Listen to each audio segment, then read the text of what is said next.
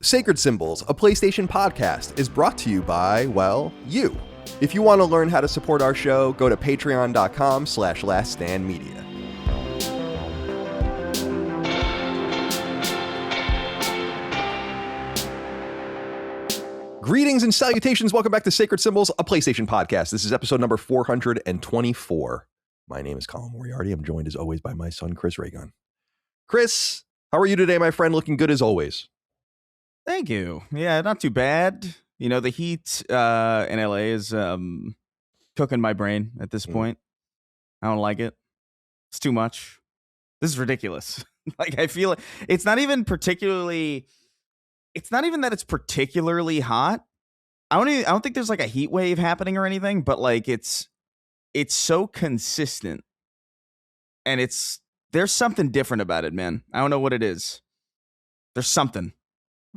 They're going to discover something later, you know, about this year and like what happened.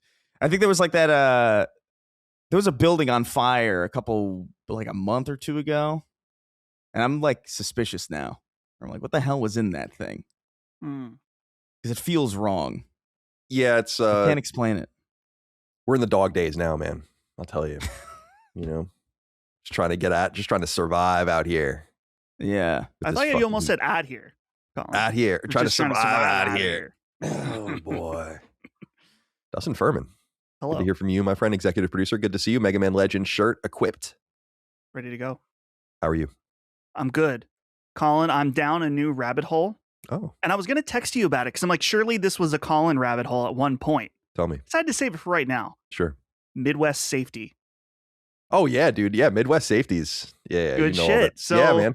For people who don't know what Midwest Safety is, it's a YouTube channel that takes It's funny police body cameras, but it takes all the angles of a situation and then cuts them together into these, I don't know, 15 to sometimes like 40-minute episodes. They put the like subtitles on because sometimes it can be hard to understand what people are saying. And then there's like a guy at the end that basically explains why the person was a moron or something. And it's quite good. I was thinking we talked about police body cams, I think, before I left, how it's like the double-edged sword. You know, you catch a lot of cops doing shit they're not supposed to. But then in other situations, it's like it vindicates cops. Dude, I was just talking about this on a conversation with someone. I don't even know who it was. Where I was saying, God, who was it? It was just a few days ago. I don't even remember.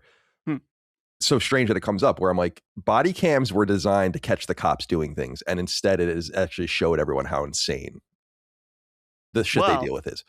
Cops saying there are occasionally cops that get caught doing things, and wearing a body cam encourages good behavior, right? Absolutely. Okay. No doubt about that. But the thing, I think it's pretty well known that for like police justice people or whatever, social, like the body cam thing is completely blown up in their faces. And that's because it's created an insane amount of content about how actually nuts everyone is.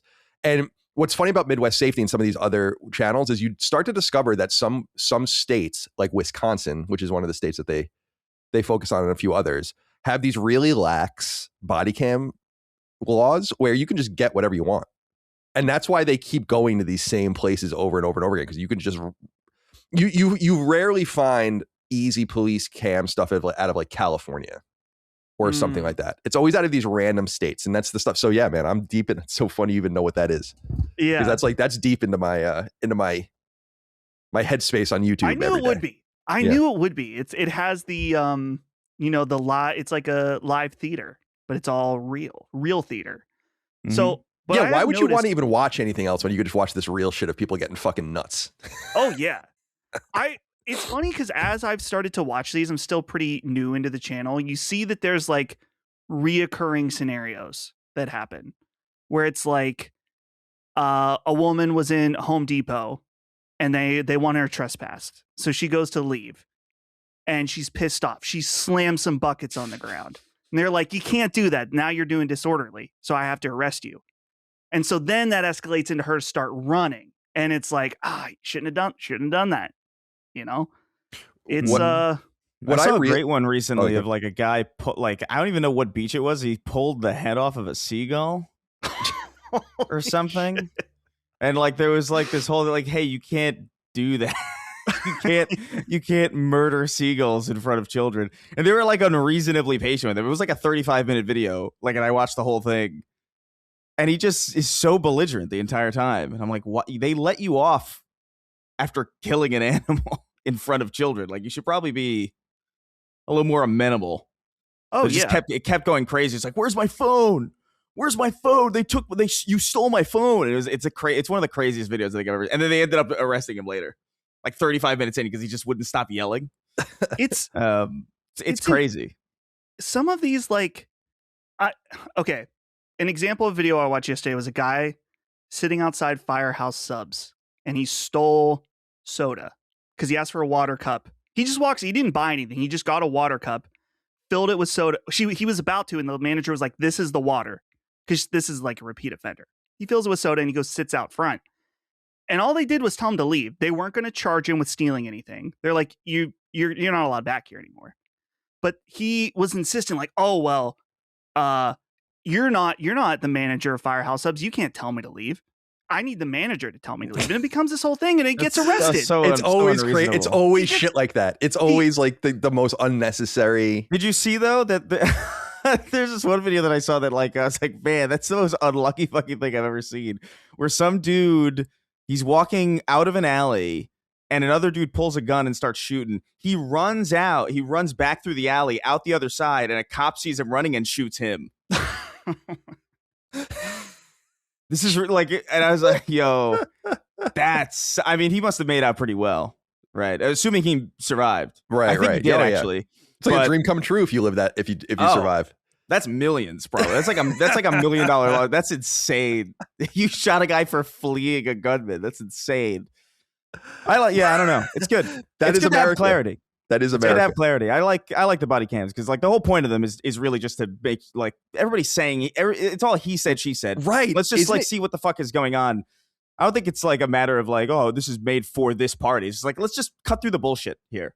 I totally agree with you. It's so funny you say that. It's like, we've talked a million times on this show about how funny we find old crime, about how like people ever even got caught committing old crimes, because it's like, but then you even think about more modernity where maybe you get caught on a closed caption, or a closed circuit TV, or you get something like that. But otherwise it's like, even 15 years ago, it's like the cops like, he said this, and it's like, and I'd be like, no, I didn't. And then it really is just that he said, and it's like, well, it really does reduce back to this. Here's the one thing I have to say though. I know a lot of cops. I've always known a lot of cops. My dad obviously was a fireman, and I've always had a lot of respect for them. And I always, even during the peak of like defund the police and all the things people were saying, I always felt bad for them. I'm like, I don't think these people realize how crazy their job is. But I will say this is not going to be a popular thing, I don't think, with some people. I think the cops need to rough some of these people up a little bit more. A little too patient with a lot of the shit that's going on in a lot of these videos where I'm like, just fucking tase him. This has been going on for 45 minutes. You know what I mean? Can we just move on with our lives, instead of the guy just screaming, running around, being belligerent, refuses to get handcuffed, and they're just like scuffling with him? I'm like, can someone just punch him? Like, it's okay. Yeah. You know, it's okay. Like that. You're on camera. Yeah. Like, the thing is though, like I saw another video over the weekend of some dude tasing a guy at a gas station. He falls over and sets ablaze. So like, it's not a good place to tase someone. No, that's one of those things where I was like, how did they? I'm pretty sure it's like standard procedure to not tase at a gas station. I feel like that's obvious in some sense, but like, I don't know. It's a mess. It's a mess out there. There's another YouTuber, Colin, that does handle the flip side. It's the civil rights lawyer. Do you know this guy? Is he the guy that breaks down the videos? He breaks down videos, but they're specifically videos where police are violating civil rights. Interesting. No, I probably have, but that's good. That's good. There's a cottage industry for that too, man. Welcome to the internet. Oh yeah. Yeah. One of the, like, there are so many good ones, dude. Courtroom footage of like the judge. They're so again, it all is state by state, where like sometimes it's just really easy to access this stuff, and people just, so it's like arguments between lawyers and like, dude, there's a fucking million things. And that's why it's so shocking to me. Why would you ever want to watch anything else? like this really happened. All of this shit really did happen. This complete meltdown on the side of the road that went on for 2 hours, whatever. It really happened. But I guess you can go watch fucking Lost. Oh yeah. I don't know. I'm fine with all of it. It is all it's all extremely entertaining. There's the tow truck guys. That shit's awesome. Like the people getting like going and towing trucks and like cars and shit and getting. It's like anything you can think of. Mm-hmm. Just absolute American combat. Oh yeah, out there on the streets. I'll tell you, man. But shout out to body cams. Shout out to depositions. Shout out to interrogations. That's the good shit. Oh, like just uncut interrogations. I just listen to that shit. Interesting. Some of these cops, man, are like expert. Like the detectives. It's crazy. And if you watch them enough, you're like, hey, I saw that detective was on another season. You know? Yeah. Well, it is. I was thinking, I'm like, we had a show for this. It was called Cops. Dude, Cops was the best. My uncle Mike, by the way. Right. My uncle, this is a funny story about my Uncle Mike, because my Uncle Mike is a little bit of a character in this, especially through Dagon and Knockback and all the rest. But Cops was on at 8:00 on Saturdays for 30 years. And then America's Most Wanted was on afterwards on Fox. And we would be at family events like on Saturdays. And at like 7:45, my uncle would be like, I gotta go watch Cops. And that was the thing that happened my whole life. And you know what was the dope show? Although the dope show was a fucking Marilyn Manson song, but the dope show was Cheaters. Although it was unclear what was real and what wasn't about that show. Yeah. But when I was younger, you guys were a little young for Cheaters. Are you familiar? I remember it. I didn't watch it, but I knew it was on like turn of the century into like the early 2000s. And it was a TV show that was ostensibly designed to go catch people cheating. Like they would hire private investigators and then spy on the people and stuff. And it was the fucking best. And that was, Dig and I always laugh because that was one of the first DVDs I ever bought. Was The Best of Cheaters season 1 from FYE. FYE. Yeah. They're still around. Which is kind of crazy. That is kind of crazy. I noticed that when I watch Dead Mall content, another thing I watch on YouTube. Mm-hmm. God bless YouTube, dude. I just signed a bunch of new documents on YouTube. I don't even know what they said. Did you guys get this on your channels? Yes. Yeah. I think it's about like monetization for shorts and like new rules about like monetization thresholds, which I think will be fine. Yeah. With, but oh yeah, Jimmy was telling me it's much harder now to get monetized for new channels, but if you're already monetized, and we would be fine, but pretty good. We say this before, we have an enormous level of watch time. Yes. Because our shows are so long. Like our watch time is ludicrous. It's like comparable to the amount of videos we publish. But I love that. And that's where you make your money on YouTube. Yeah. It's good to see you guys. I feel like we're going to have a good episode. Especially good to see you, Chris. Dustin, it's even better to see you. See, I baited you there. Ah, there you go. You didn't even... People thought it was going to be an insult for one person. Then I ended up insulting Chris. See? Damn. You can barely see Chris because he's got that camo color on. He's blending in. Yeah. Yeah, I'm blending it with the highly natural surroundings of my gray millennial turn of the century office. Right, exactly. These gray fucking floors and these white fucking walls. You're like Snake. I realized that about my own house. Mike and I were just discussing this weeks ago where I was like, because we were talking about, I went down the rabbit hole of like, will I paint this place myself? Oh. That lasted about 10 to 15 seconds. Then I was like, all right, let's get this place painted. And I looked around. I'm like, this is just such a millennial. It's just white. Yeah, it's just white. It's neutral, so that it can be so that anybody who can come in, they can do like, oh, I can do so much. Right, exactly. I can tweak so much. But I didn't do anything. Right. It took me a year to even put my clothes away when I moved into this house. I mean, that's kind of crazy. Micah would tell you the story. It's like, I lived here for a while and then we started dating. She would come visit me. Obviously, she moved in later. But she would think it was so funny because basically in my laundry room, which is right back there, actually, that door, I would just put things in the laundry and then put them in the dryer and then just throw them in the corner. Like when they were out, I just throw them in the corner of the floor and then just pick the clothes that I wanted out of that. They were like clean. Out of a pile? Yeah. And she's like, you can't do this anymore. And I'm like, yeah, I think I have this, I moved around so much when I was younger that I think I have this thing of like, I'm never very stationary. And then, you 4 years of new dorm rooms and all the rest. I'm just constantly like, yeah, you never get, you're never customizing anything because you're never going to be there long enough to really take any of it in. Right? Is that what it is? Right, exactly. And I think that's why when I moved to San Francisco, I just stayed in the same place. Yeah. Because I was like, I don't want to go anywhere anymore. I was there for like 10 years, and now with this house, I'm never going anywhere. It's exhausting too, especially when you always move like maybe like less than a month after you get something situated. Right. Like I remember like I moved, like I had put all the sound foam for the podcast studio up and I'd put it all up. And then like a month later, like we got to move, pandemic. Oh yeah. And it's like, well, great.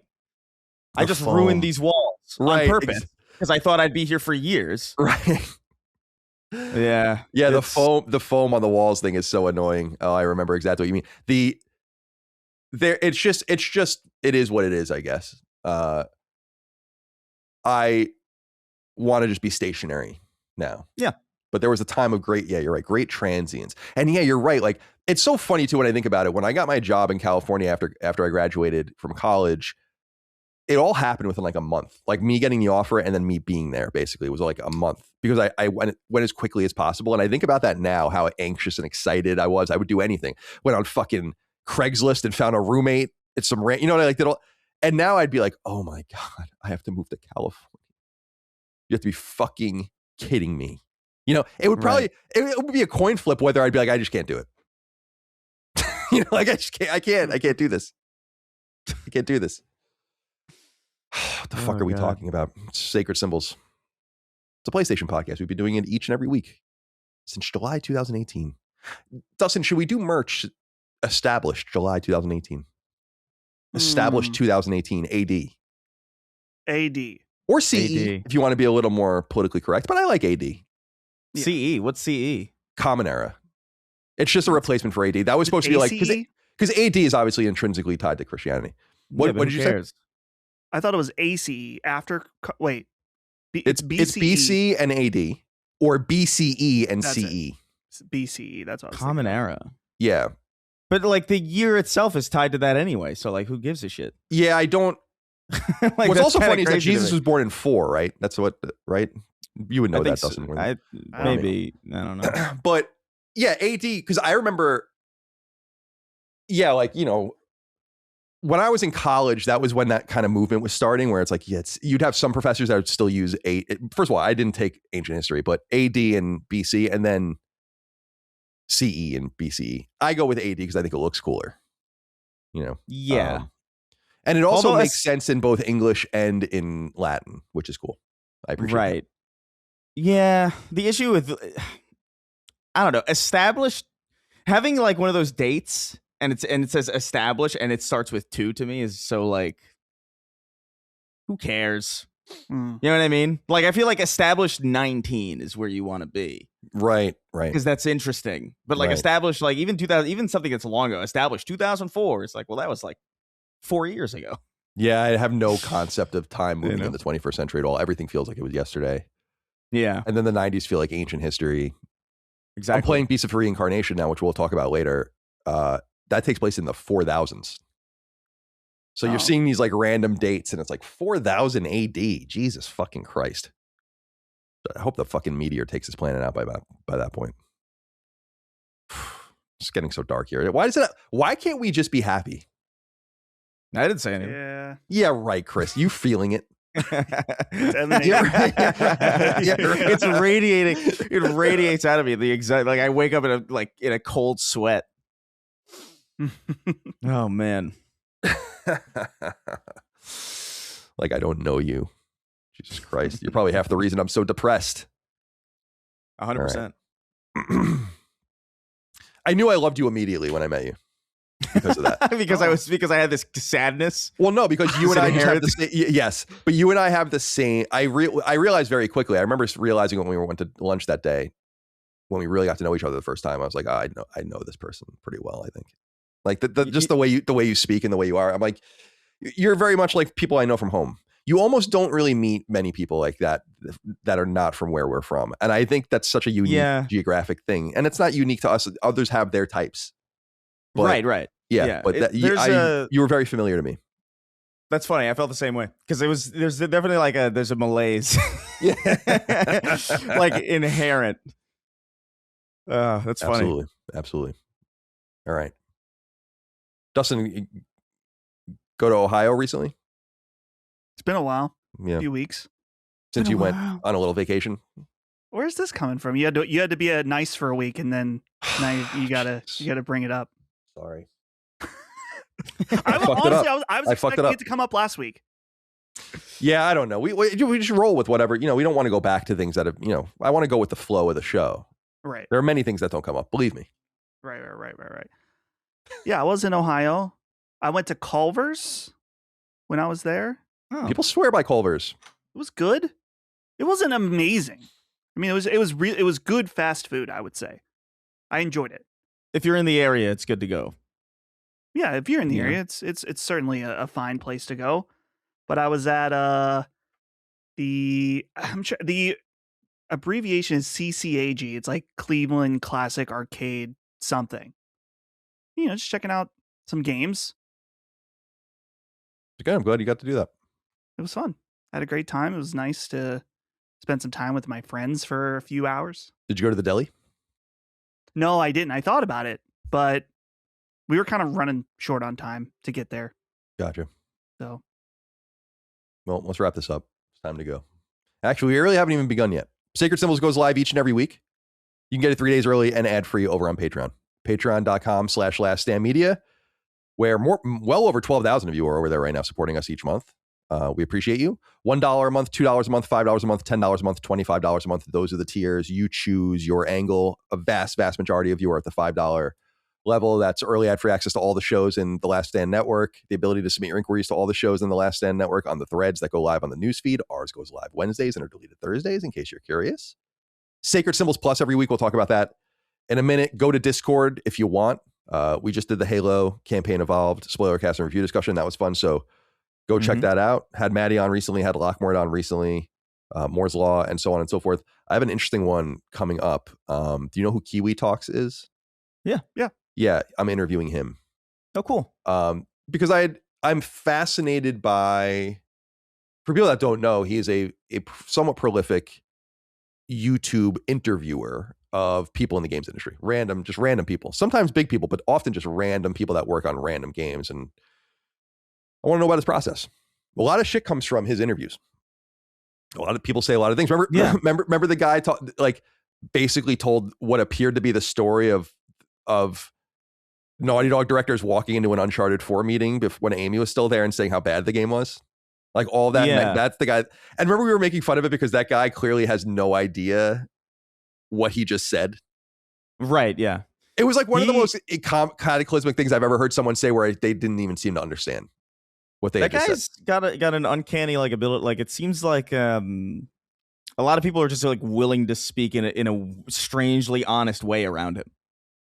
Yeah. You know what I mean? Like people are just kind of like Howard Stern was like that for a long time, where people would just be like, I don't know. I feel like I guess I'll just tell you this. Yeah, you're just like, should you be saying this? It's so funny you say that. When I lived with my old roommate, Scott Bromley, he was a huge fan of Stern. I always loved Stern as a kid too, even watching him on E! And stuff like that. But I was never really into the interviews. I was always into the vamping and the games and all the chicanery that would go on with it, just the fighting between them. It was so funny, but I never really tuned into the interviews. And he was like, you really should watch the interviews because he does have this really crazy ability of just easing people in, and then they'll say anything. And he does it over and over and over and over and over again for years. And I started paying more attention to that stuff. And I was like, damn, you're right. It's so funny. I'm sure many people have observed this, but it's funny that you feel the same way because I've never heard anyone else but him say that. And it's true. Yeah. She deserves Stern. I think Stern's kind of corny now, but Stern from the 80s through the mid XM era or Sirius era, I think he's gold, dude. That's another YouTube rabbit hole if you ever want to go down one for people out there. It's just Stern clips. Fucking hysterical. Dude, they were doing the craziest shit. It was nuts. Yeah. Like I like can't even believe what they were doing on network on over the air radio. And obviously when they went to Sirius, it got even crazier, but I was like, damn, I don't know how you were even getting away with this shit. It is crazy. Just the cast of characters. That's what's so funny. Right? Like just the most random people that become characters and they just stay for years and decades. It's like, damn, man, this is so funny. And just how much of the show takes place for people. It's like so much is about them not liking each other, or at least faking not liking each other. And it's like his driver. That's like one of the characters is like his driver, Ronnie. And like and like they bring him into the studio all the time and he's like arguing with the producer. And so, dude, it's so it's classic. But a lot of people feel like, yeah, go ahead. I've seen more of his interviews than I have like that other stuff. Oh, dude, if you haven't seen that other stuff, I got to send you some of the shit. Your like jaw will be on the fucking ground. But like some, I know of it. I know the crazy shit that they used to do. I was always more fascinated. Like whenever they would have somebody, it's like, oh, I want to hear what this guy has to say. But I'm trying to think. They had one guy that was like I don't even know where they found this guy. Like one guy that would call in that was literally like a Ku Klux Klan member, and he would like call in. And then like they had like, you know, it was like the most random. I was like, where do you even find these people? And then you just call them, or like they come into the studio and he's wearing his robes and Robin is right there, you know? Yeah. And it's like, what? And she's cackling and you're like, something is so weird about and so unique. It's almost like you could never replicate this entire thing. And I think a lot of that comes from the fact that they've all worked together for ever. Like, yeah, Robin, he met Robin when he worked in Washington, D.C., like many, like decades in the 70s, I want to say, and like took her with him. And then he started picking up these characters over time. And his stuff with like Imus, how like that was his rival, like they hated each other. Oh, that's funny. Yeah, really, really interesting stuff. His Private Parts is it's a book, but it's a really good film. Have you guys ever seen that film? No. Where he plays it came out in the 90s. It was based on his biography, and it's like the first like 20 years of his career, but he plays himself, so it's really funny. Like everyone plays themselves, but it's based on the book. So I highly recommend that if you ever come across it. All right, what were we talking about? Sacred Plus. What did you say? I'm sorry. Sacred Plus, right? Yeah. Arcantos wrote in on Patreon. He said, "Hi, can you guys interview Laura Fryer? She has an impressive background working as an exec for Microsoft, WB Games, and Meta. She's openly shared a lot of stories from those days on her YouTube channel, and I'm sure you can prod her to share even more. I bet she'd also have some interesting takes on the current state of the industry. Would be similar to great interview you did with other devs. Thanks." Yes, many people have asked me about this. It's probably one of the most requested interviews that I've gotten.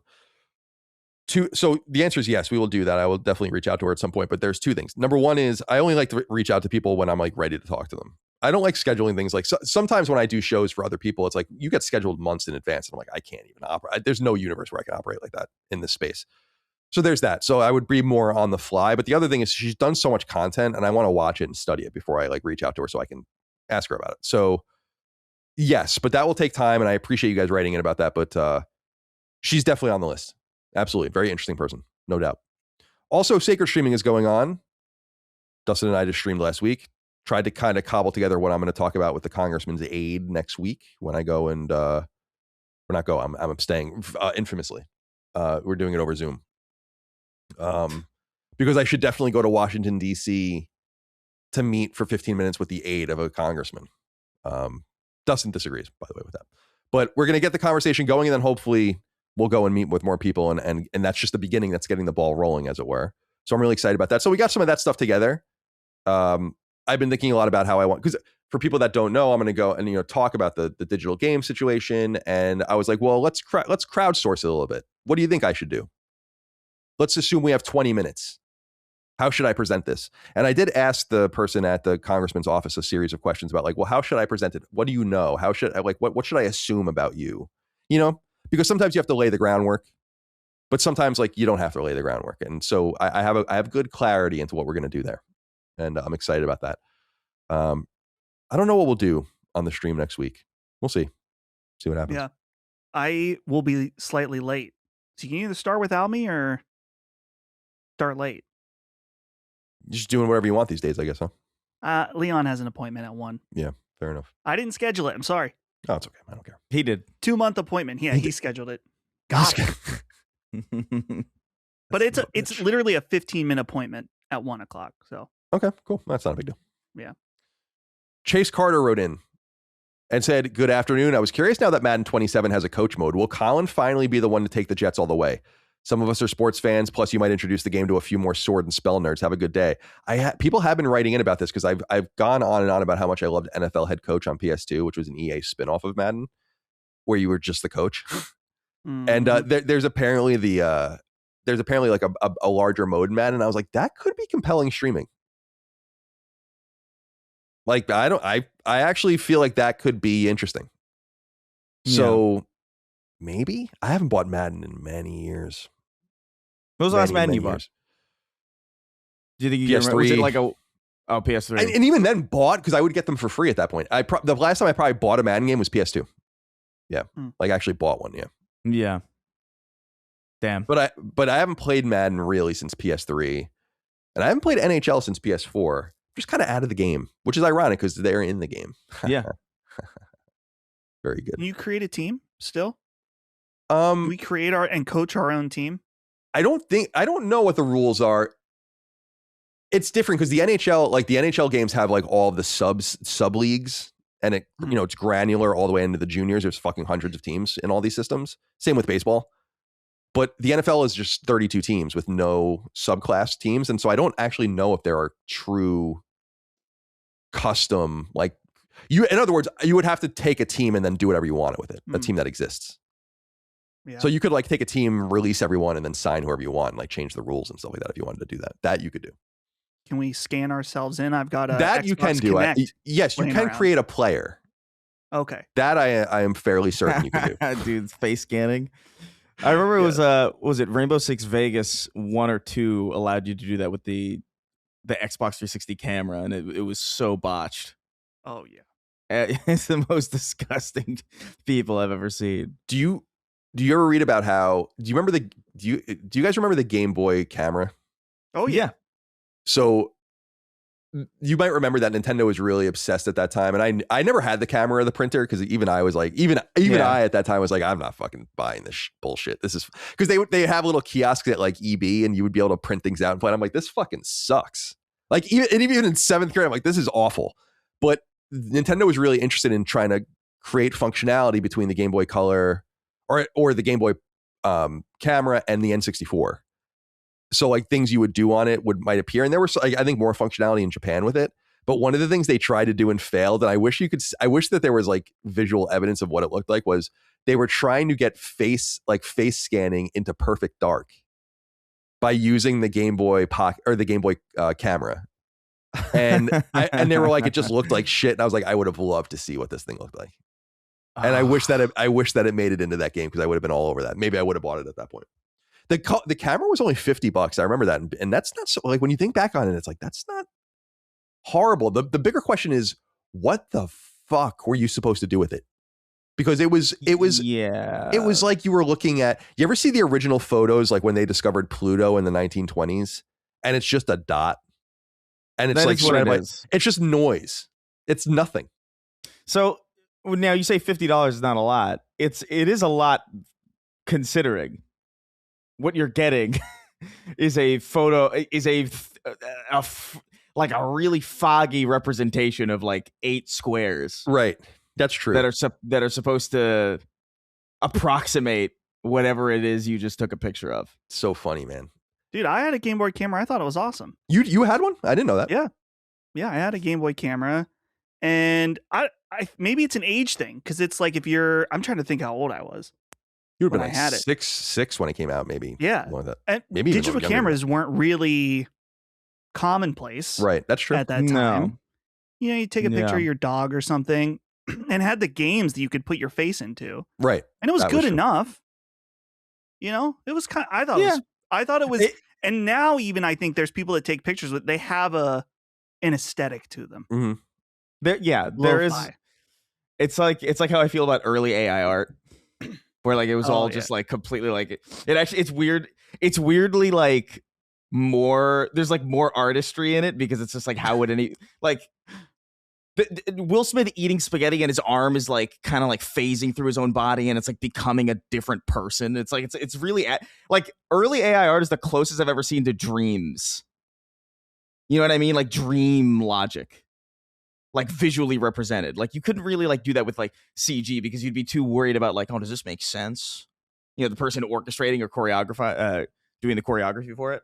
But like the Game Boy camera, I get the same feeling that I get with like the Video Now. Do you remember the Video Now? Oh yeah, those were the cartridges on Game Boy Advance, right? Well, no. Well, No. So that was the thing that they did as well. Like these like really hyper compressed episodes of like SpongeBob or like some random Nickelodeon show on your Game Boy. But there was this thing called the Video Now, which was like this is like early portable DVD. Oh, okay. Where like it was this big silver thing, and it had a screen that was like incredibly small. And the first version of it is like you get like 2 episodes of like a show on a really tiny disc. It was like a Game Boy kind of, or not a Game Boy, like a GameCube kind of size disc. And it would be black and white.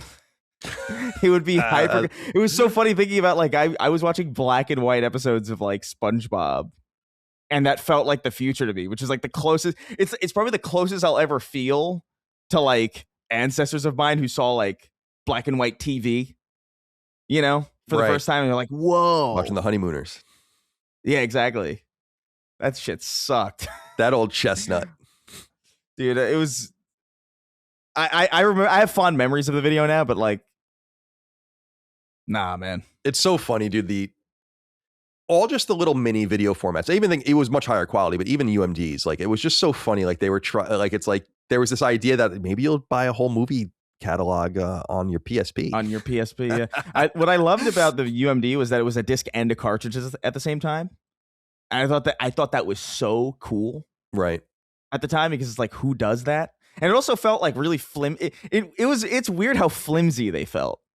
Like you could see the disc kind of moving around. Yeah, yeah. In the cartridge. They rattled. Yeah, they rattled, and you're like, how does this work? Like, I still kind of don't understand it, to be honest. Yeah, it's very weird Sony shit. That's like late Sony electronics stuff. Yeah, very cool though. They were obsessed with proprietary things. I don't blame them. I mean, it worked for them a couple of times. Like the drive towards CDs and Blu-rays, like they were instrumental in that stuff, and they made an enormous amount of money on it. So they just tried to do it over and over again. They're like, maybe the UMD. And everyone's like, no. And they're like, maybe the mini disc. And everyone's like, I don't know about that. But then once in a while, they'll stumble on the Blu-ray, and they'll win. And there was no guarantee they would win that. The HD DVD, the purple cases. Yeah. I remember that very well. The purple? I thought it was red. Weren't they like a magenta? Let's say. I don't know. I gotta be. I don't think I've ever seen like them. This is red. They were definitely not this color, I would say. The boxes were this color for HD DVD. Yeah, weren't they like a magenta? No, I remember them being red. HD because I remember that super red. Let me see. Because I remember that being the distinguishing factor between them was like it was red versus blue. I remember was kind of the thing that was going on. I see it empty now and it looks red. To me, this looks like purple to me. Are you colorblind? No, I'm not. It just looks like I'm not. I know what you're saying if light goes through it, but when it's closed to me, I mean it's a deep red. But I always saw it visually, especially because you'd only see the top of it. I'd always see that as like, I don't know why I would always see that as like magenta. Yeah, this is like crimson to me. Crimson, that's a good one. Yeah, crimson, that's a good one. But I remember thinking like, oh, red's so much cooler. Like this is definitely gonna win. Well, and then there's like color psychology behind that stuff, right? Where it's just like you think about like McDonald's and like fast food is red because it makes you hungry, and then blue is kind of more tech oriented, which is why like a lot of people think that's why like Best Buy and like Circuit City, why Best Buy is like relatively still around. Circuit City kind of interesting because red makes people hungry, and it's like people don't care about electronics. They walk into Circuit City and they're like, I'm so confused. Yeah, I have a weird feeling. I wanted a Circuit City hot dog. But when you think about the color theory around that stuff, it's like it's interesting how often that cycle happens. Like Blu-ray beat out HD DVD, Best Buy outlasted Circuit City. It is, I don't know, it's a little fascinating. To the point where even Target had to be like, we're doing groceries now. Like, interesting. Yeah. Lean into it. Yeah. Yeah, when I think of red, I was going to say like I think more Switch cases. That's red to me. You know what I mean? Yeah. But yeah, you're right. I can see what you guys mean. I only ever saw them at IGN. I never even knew anyone that had them. You know, because you would just get a bunch of shit in the mail.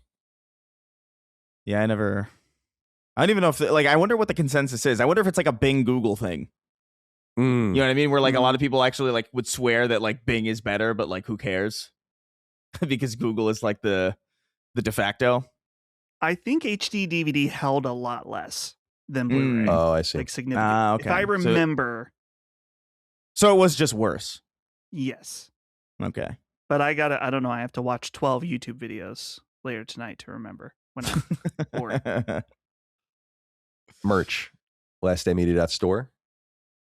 T-shirts, sweatshirts, hats, stickers, etc. Brent Hooper wrote in, said, "Gentlemen, this is my second time writing in regarding merch in the LSM community. Back in May of 2023, I wrote in expressing the joy I had at the video game and tattoo convention in Knoxville, where I wore my Sacred Symbol shirt and was told promptly to stand down. Well, just last week while attending the Story of the Year concert in Nashville. That seems like a band you would be into, Dustin. I witnessed a kind gentleman wearing a Sacred Symbol shirt as soon as I walked into the venue. I gave him a firm stand down and we both had a good laugh. This community is vast and kind. Keep it up, boys. Love to see that. Love to hear it." Justin Serbo wrote in. Listeners find each other more than listeners find me. You got to go. You got to go out. Never see anyone. I never go anywhere. So it's like, where am I going to see anyone? You know, Waffle House, Publix. Right. You know, like we're like, yeah. Justin Serbo wrote in, said, "Hey CDC, just want to shout out Carlos and Gaston, I don't know. Fellow listeners who I got to see in person at Long Island Retro this past weekend. They stopped by our booth, and when they saw the new Saint Slayer vinyl on sale, they told me that this guy Colin from a podcast they listened to helped make that game. I was excited to tell them that we were in fact the ones who made the record with the limo and are also fellow listeners to Sacred. Just wanted a wholesome moment meeting great people in person and wanted to give them another shout out. Thanks, guys, and buy that chicken some flowers." Indeed, the vinyl, good to hear from you, Justin. The vinyl is right here. Still available? I don't know. Maybe. I think so. I can check real quick. Yeah. So go check it out. It's a nice looking cover. Yeah, it is nice. Really nice. Yeah, Justin is a great guy. Justin and the two Justins of J Squared. I met them at Too Many Games a few years back. And then I think it was my first time in Japan. They happened to be there at the same time that Holly and I were. So we had dinner with them in Tokyo. Oh. So oh, cool. That's crazy. Hi. We had sushi. We did though. It is still available at their shop, J Squared. That's JSQRD.shop. Okay. You can get it still. Well, that's such a funny thing that you brought up about Japan, because this next thing I wanted to read, it annoyed me for you, but I knew I had to read it. Okay. Soups wrote in and said, "Hey boys, I have an urgent correction for last week's show, specifically for our resident Japanese speaking host, Dustin. Last week, when talking about friendship games in the context of Big Walk, which we'll talk about later, Dustin brought up the recent breakout hit Mecha Chameleon, pronouncing the first word as mecha, like I just did. In fact, this is a Japanese colloquial word that is pronounced closer to mecha, meaning super, really, or incredibly. So the title is Mecha Chameleon. Dustin, please explain yourself. Has your time away from Sacred Symbols caused your Japanese skills to wither away like a desiccated husk upon the vine? I was led to believe you were a native speaker, but now I come to find out you don't even recognize a common word like this. How is Leon going to grow up into a fedora-wearing, katana-wielding anime nerd if his dad can't educate him in the ways of Nihongo? I thought that the weeb community had representation in at least one member of the Sacred Triumvirate, but now you have me wondering if I was mistaken. Now, if you'll excuse me, I'm going to go place my figure of Rise from Persona 4, or Rize from Persona 4 in the nearest jar and listen. Tell me how annoyed you are on a scale of 1 to 10. This guy needs beat up and put in a locker. Yeah. Promptly. Needs beat up. He needs to be beat up. Dustin's so enraged that the language center of his brain just got completely bypassed. Now, this is a legitimate question. Is it like when people talk about this game, like on Twitch or something, is it mecha or is it mecha? So I was out of everything. I just saw the title. I was like, I don't know how to say it. Yeah. So it is called Mecha Chameleon. I didn't know this. But like, most people are going to say Mecha Chameleon because I think it sounds better. Sure. Even though, because obviously it's not Mecha Chameleon. There's no like there's no robots, right? Like that's mecha, like generally what people think of when they think of like a mecha whatever. But like, is this really the hair that we're gonna split here? Like, I don't know, man. I say Mecha Chameleon, and I know it's Mecha because Mecha sounds better to me. He knows I do many things annoying. like that. Yeah, he does. He knows he's being annoying. Mm-hmm. That's why I had to read it. When I read it, I was annoyed. But I knew it would annoy you 10 times more, and so I had to read it for you. What should we do? What should we do about this? Seppuku, you're sentenced. Yeah, if he's so weeb, then he's got to do it. You've dishonored us. You've dishonored Please yourself. don't. You're gonna have to do it. Please don't. Please don't. Don't. Legally don't do it, but we can ban him. We can ban him from submitting for a few months. I won't remember, so he can just submit whenever he wants, and I'll probably read it again. But yeah, see, if we act too aggro, though, then it becomes a thing. So maybe I should embrace it. I don't want Soup super chatting every week for the next year about this, and then it eventually evolves a blow up on Discord. Then again, you were talking about meeting record executives for dinner in Tokyo. So that's true. A record executive, Justin, the record executive. Oh my goodness, dude. He's gonna love that. That's a nice little flourish to put on like an otherwise mundane story. Yeah. He is technically, right. I mean, he is an executive of a record believe company. It or not. See, this is the best way to lie. Definitely. Podcast tell, like, executive Colin Moriarty. A podcast executive. Yeah. Audio so are you, Chris? Yeah. I'm not. That's true. Well, am I considered an executive at this company? Because Chris, you're the executive. You're an executive producer, so yes. We established that doesn't mean anything, though, right? Yeah, but like, none of this means anything anyway. Right? So maybe this is an executive podcast with 3 executives. We are executives. There you go. By the way, we should. Our opinions matter more. Yeah, naturally.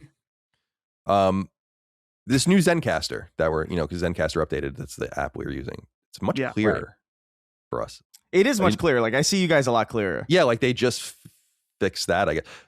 So you guys would always get good quality video and audio out there, and audio was never a problem on this. But for us, it just degrades it to keep it to help with latency for our own conversations, and it's caching the video and it uploads as we're going or whatever for people out there that are curious how it might work. But they updated it, this app that we use, and it's like just much higher quality for us now. I'm just kind of now noticing that. All right, don't write in for a few weeks at least. I can't. Dustin seems like the wind's been knocked out of his sails. Evan Barr wrote in. Gentlemen, I can finally report that I fought my way through a gauntlet of muscle-bound maniacs with necks wider than their heads and emerged as the Season 1 champion of the 2026 American Gladiators reboot. I'm especially excited because part of me feels like I brought this one home for the whole Last Stand community. You guys were a tremendous source of levity and comfort through a brutal filming schedule. And while it didn't make the edit, please know that I told the Gladiators to stand down at every opportunity. What brings me to my question, that's fucking awesome, by the way, if that ever did make it into the edits. What brings me to my question, will the Allegheny Hogs be holding open tryouts? I'd like to bring my talents to the team anyway. I'll base myself in butter and bask in the Los Angeles sun as I sit back and listen. It seems like he is sharing your plight right now, Chris, with the weather. Yeah. Congratulations. I went and looked this up, and it was indeed your name, Evan. I mean, you did win. That's extraordinary. Congratulations. I loved American Gladiators when I was a kid. Loved it. What a fucking awesome. Did you guys like them? Well, you were. Didn't they bring American Gladiators back previously to this, though? Maybe they didn't. You know what it is, right? I know what it is. I was more into, although even to the effect that to the degree that I was into this is very minimal. But like I was more into what is it, a Ninja Warrior? Oh yeah, that's like definitely a similar sort of thing. Because that was all over G4. Right, that's right. I remember. That's right. Yeah. At some point, I don't know why or when, but at some point it was like I would be sitting there waiting for like some episode of, I don't know, something on G4, and then it would just all be ninja stuff, and I'd be like, oh, this is cool. American Gladiators was fucking hysterical. There was even an NES game for American Gladiators, but it was, do you guys know what Nick Guts is? Nickelodeon Guts? Yeah. Yeah. So that was kind of like the child's version of it in a way. Right. Yeah. Okay. This is like an obstacle. Yeah. I mean, it's Ninja Warrior. Right, exactly. But like the American Gladiator thing was like there were actual characters and they would participate in trying to fuck you up kind of thing. Oh, I remember that right. there was like one thing I always wanted. I'm sure a lot of people out there remember. There was like almost like it was like a gun that shot tennis balls, and I always want like, and they would shoot it at you as you were like climbing your Like in thing or whatever. Bioshock. Yeah, yes. And I wanted so badly to do that as a kid. But anyway, Evan, congratulations. No word yet on the Allegheny Hog stuff. So we'll see. The ghost of James Solar wrote in and said the average episode length decreased by 24 minutes in Dustin's absence. Hope this helps. Now, let's think about this. An entire episode of The Simpsons and a couple commercials. Yes. Does this mean that I only speak for 24 minutes per episode? Probably. My theory, jokes aside, is the time I was gone was probably the most boring time of the year. Yeah, it was perfect. One of the most boring times of the year. You were busting nuts with perfect timing. Just immaculate. Immaculate, the cleanest timing. Yeah. So that could be part of it. But 24 minutes? Are we feeling like we're getting less value with 24-minute shorter episodes? I mean, that's up to them. Yeah. You decide. Yeah, we just drag on and on and on anyway. When I'm on these meetings sometimes, like I just met with our people at Patreon about stuff. And, you know, like people like to do these tight little half an hours, but I like when I speak to a lot of people behind the scenes, like off the record, and, you know, it's a lot of just like bullshitting, right? And telling stories and listening and talking. It's all off the record with all these random people. But these conversations sometimes go on for hours, which is awesome. And, but I'm so used to just recording and just doing that like when I'm with serious people and they're like, all right, like, well, we got to go. And I'm like, oh, all right. Like I thought we were just kind of hanging out, but that's not the way normal people, you know, obviously operate. So got to tighten things up a little bit. Yeah. It's like the whole half an hour is gone and it's like it's like in the pleasantry stage. And I'm like, yeah, we record 5-hour podcasts. We're just easing into the conversation right now. Right. We'll get to what we have to talk about. What's the rush? Where is James Solar? I mean, in the afterlife, right? Well, this name suggests that might be the case. This. Yeah.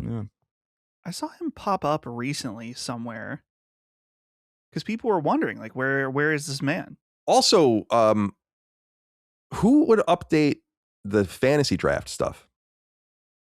Oh, that's Hodge. Where's he? He messaged me the other day asking for tips on streaming.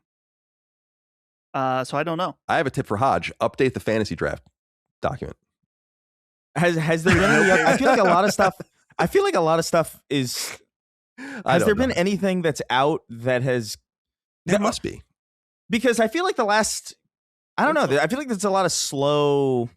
It really is going to pick up now, right? Beginning now and then into September. Oh yeah. So I don't know. We'll see.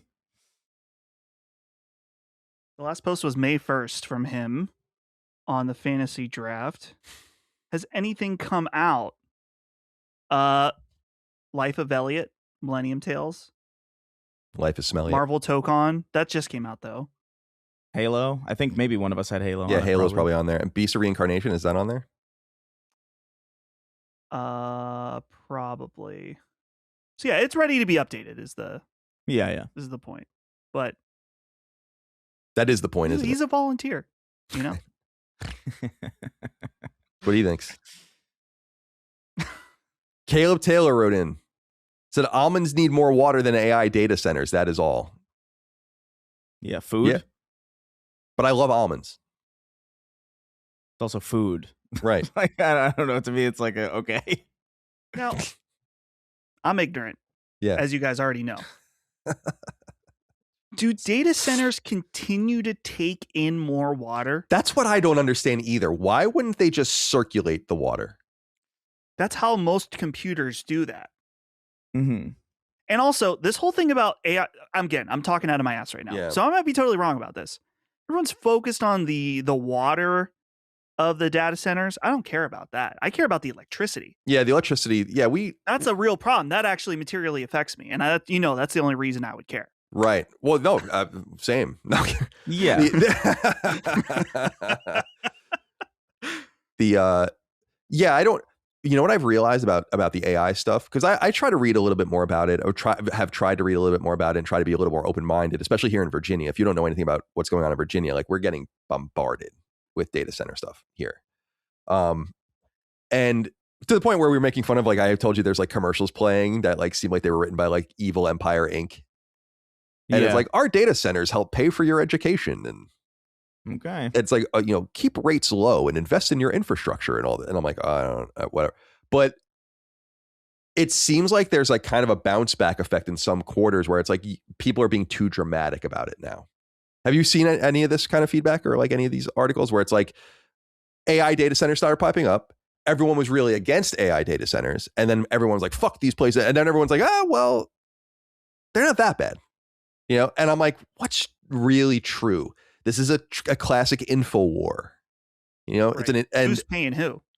Right. It's like I'm curious about like what is actually real, and like what is the actual answer to this question? Because like what you said about water and just electricity and all that. I think people have this guttural kind of instinct now to be like, yeah, no, fuck it, I don't want it.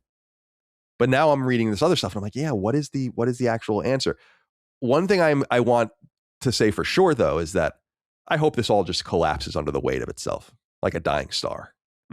It's not going to, but still my hope. By the way, did you guys see the news about Claude and Anthropic about how they're watermarking the text now?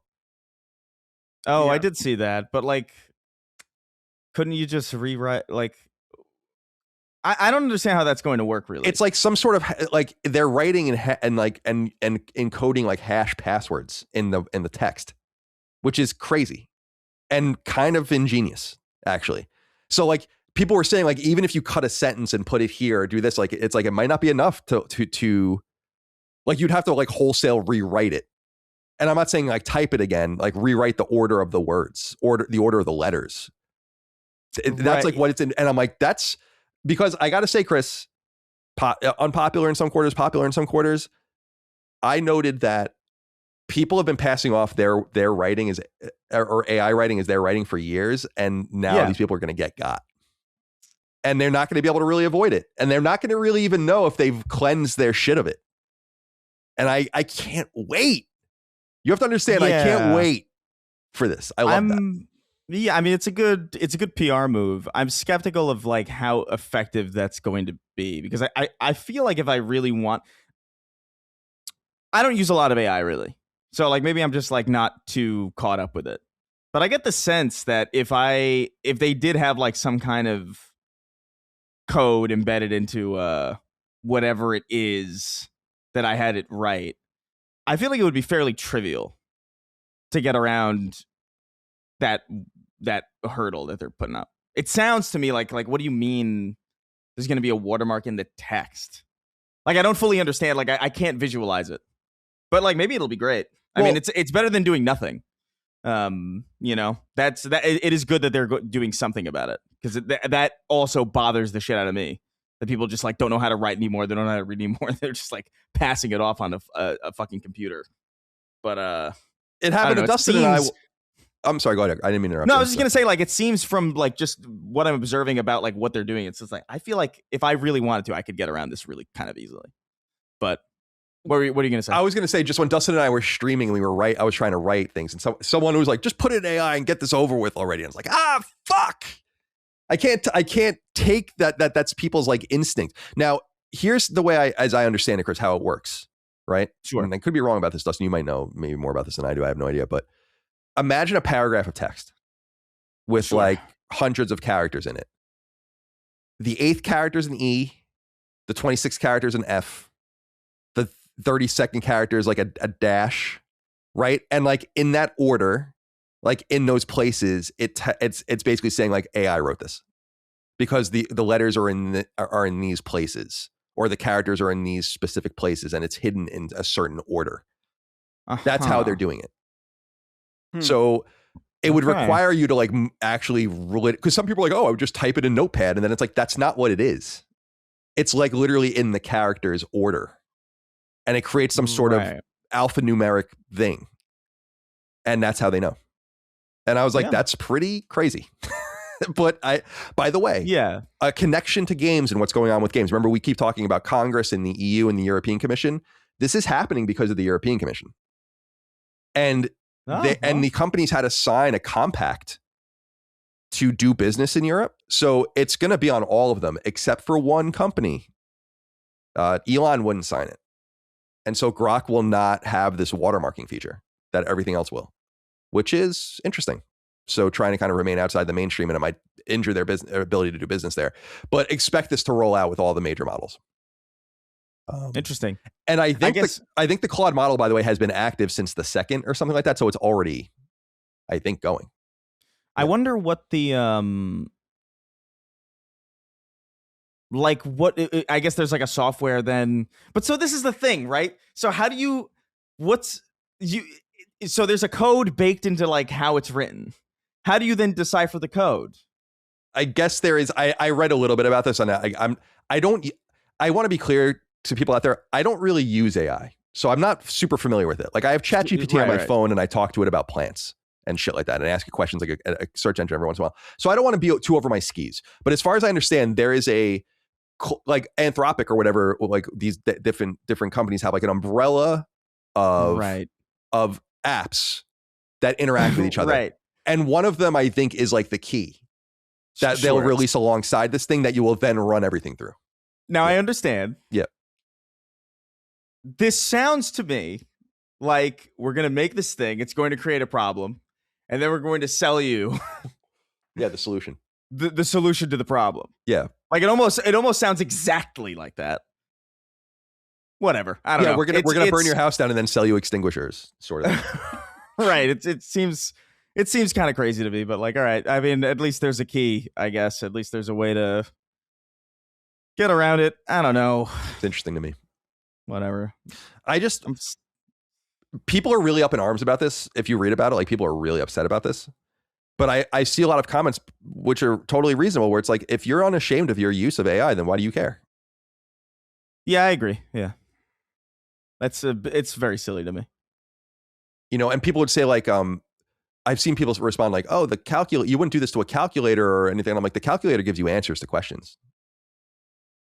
Like, and it's always going to be the same questions give you the same answers. What are you talking about? Anyway, we're way off the beaten path. Caleb, thank you for writing in. All right, let's get into the news. I'm not even going to read this last one because we're running a little, or not that I really care, but we're running a little. All right. I have a couple of PSAs to get into that I thought were interesting. People might want to be aware of. Then we get some news to talk about. A lot of official communique from Sony this week, actually, surprisingly. Not saying anything very useful, but letting us know products are coming. Did something happen that I missed, Chris? No. People get so mad when I do this. What do you mean? When you do what? When I notice like someone's smiling or mad or something, and I see it in their face, and I want to make sure that I've not missed something. Oh, because often I'll say something that's, you know, sexual innuendo or like, so, you know, I'm scared. No, so I was smiling because you said like we're gonna get rid of this guy, and now like there's probably gonna be somebody thinking like, was that me? Yeah. Oh yeah. Yeah. That's fair enough. Yeah, you're a noticer, Colin. You notice things. Yeah, I do notice things. I do know. Yeah, I like to, you know, I try to be observational when I can. Yeah. Well, like think about it. You're like in a conversation with people like in real life, and then one of them just starts laughing. Right. Yeah. There's nothing wrong with that. What I'm saying is you're not going to mow past that. You're not going to be like, oh, that's nothing.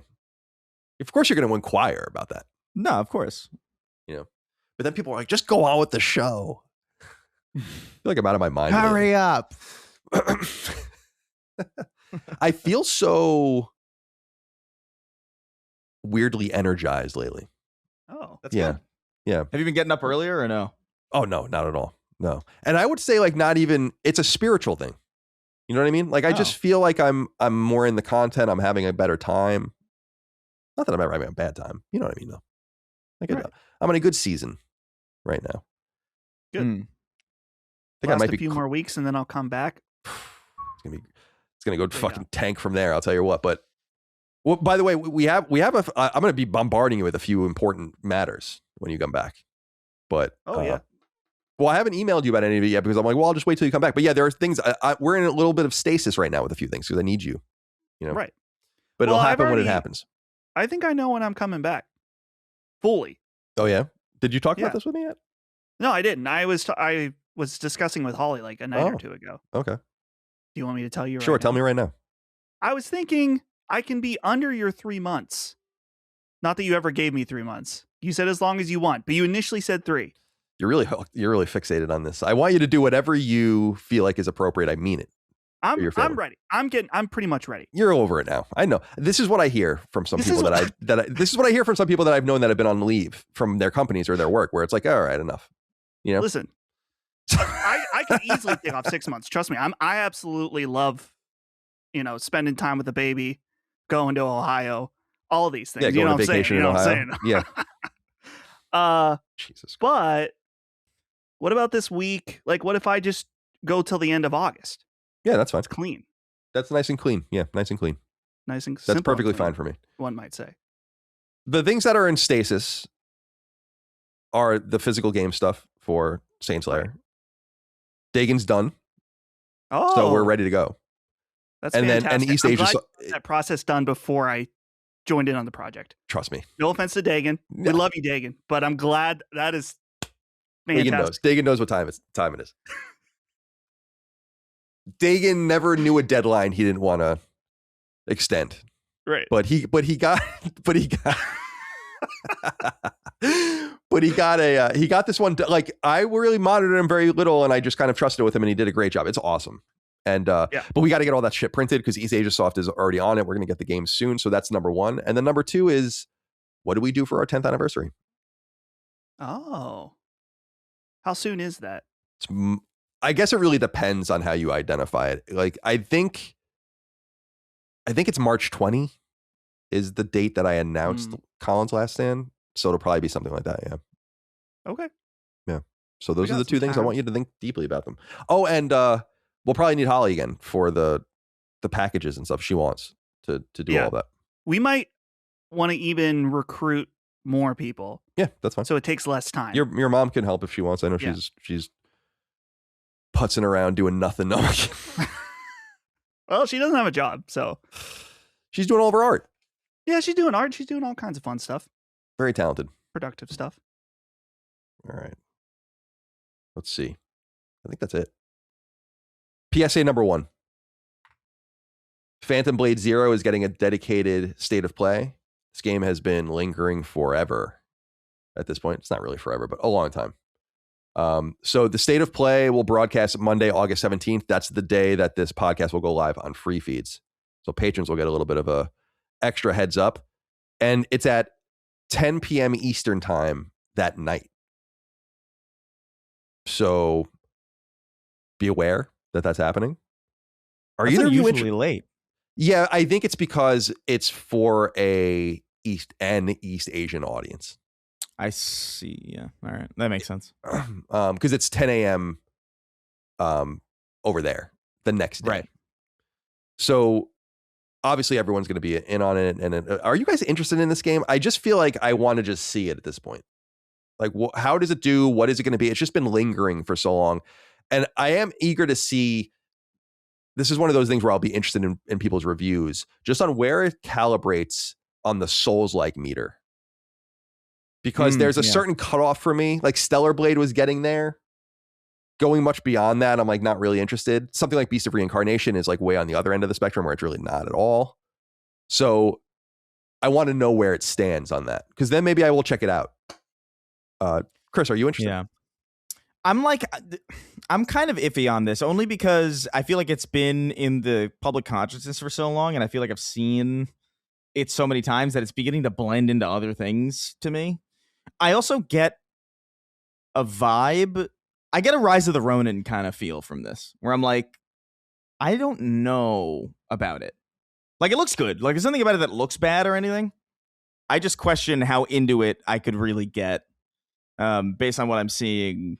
Again, not just that it looks bad. It looks cool, but it's beginning to blend. Like, I think I just kind of want to see it out and then just kind of make a judgment call like when it's out and like see like what people are saying about it.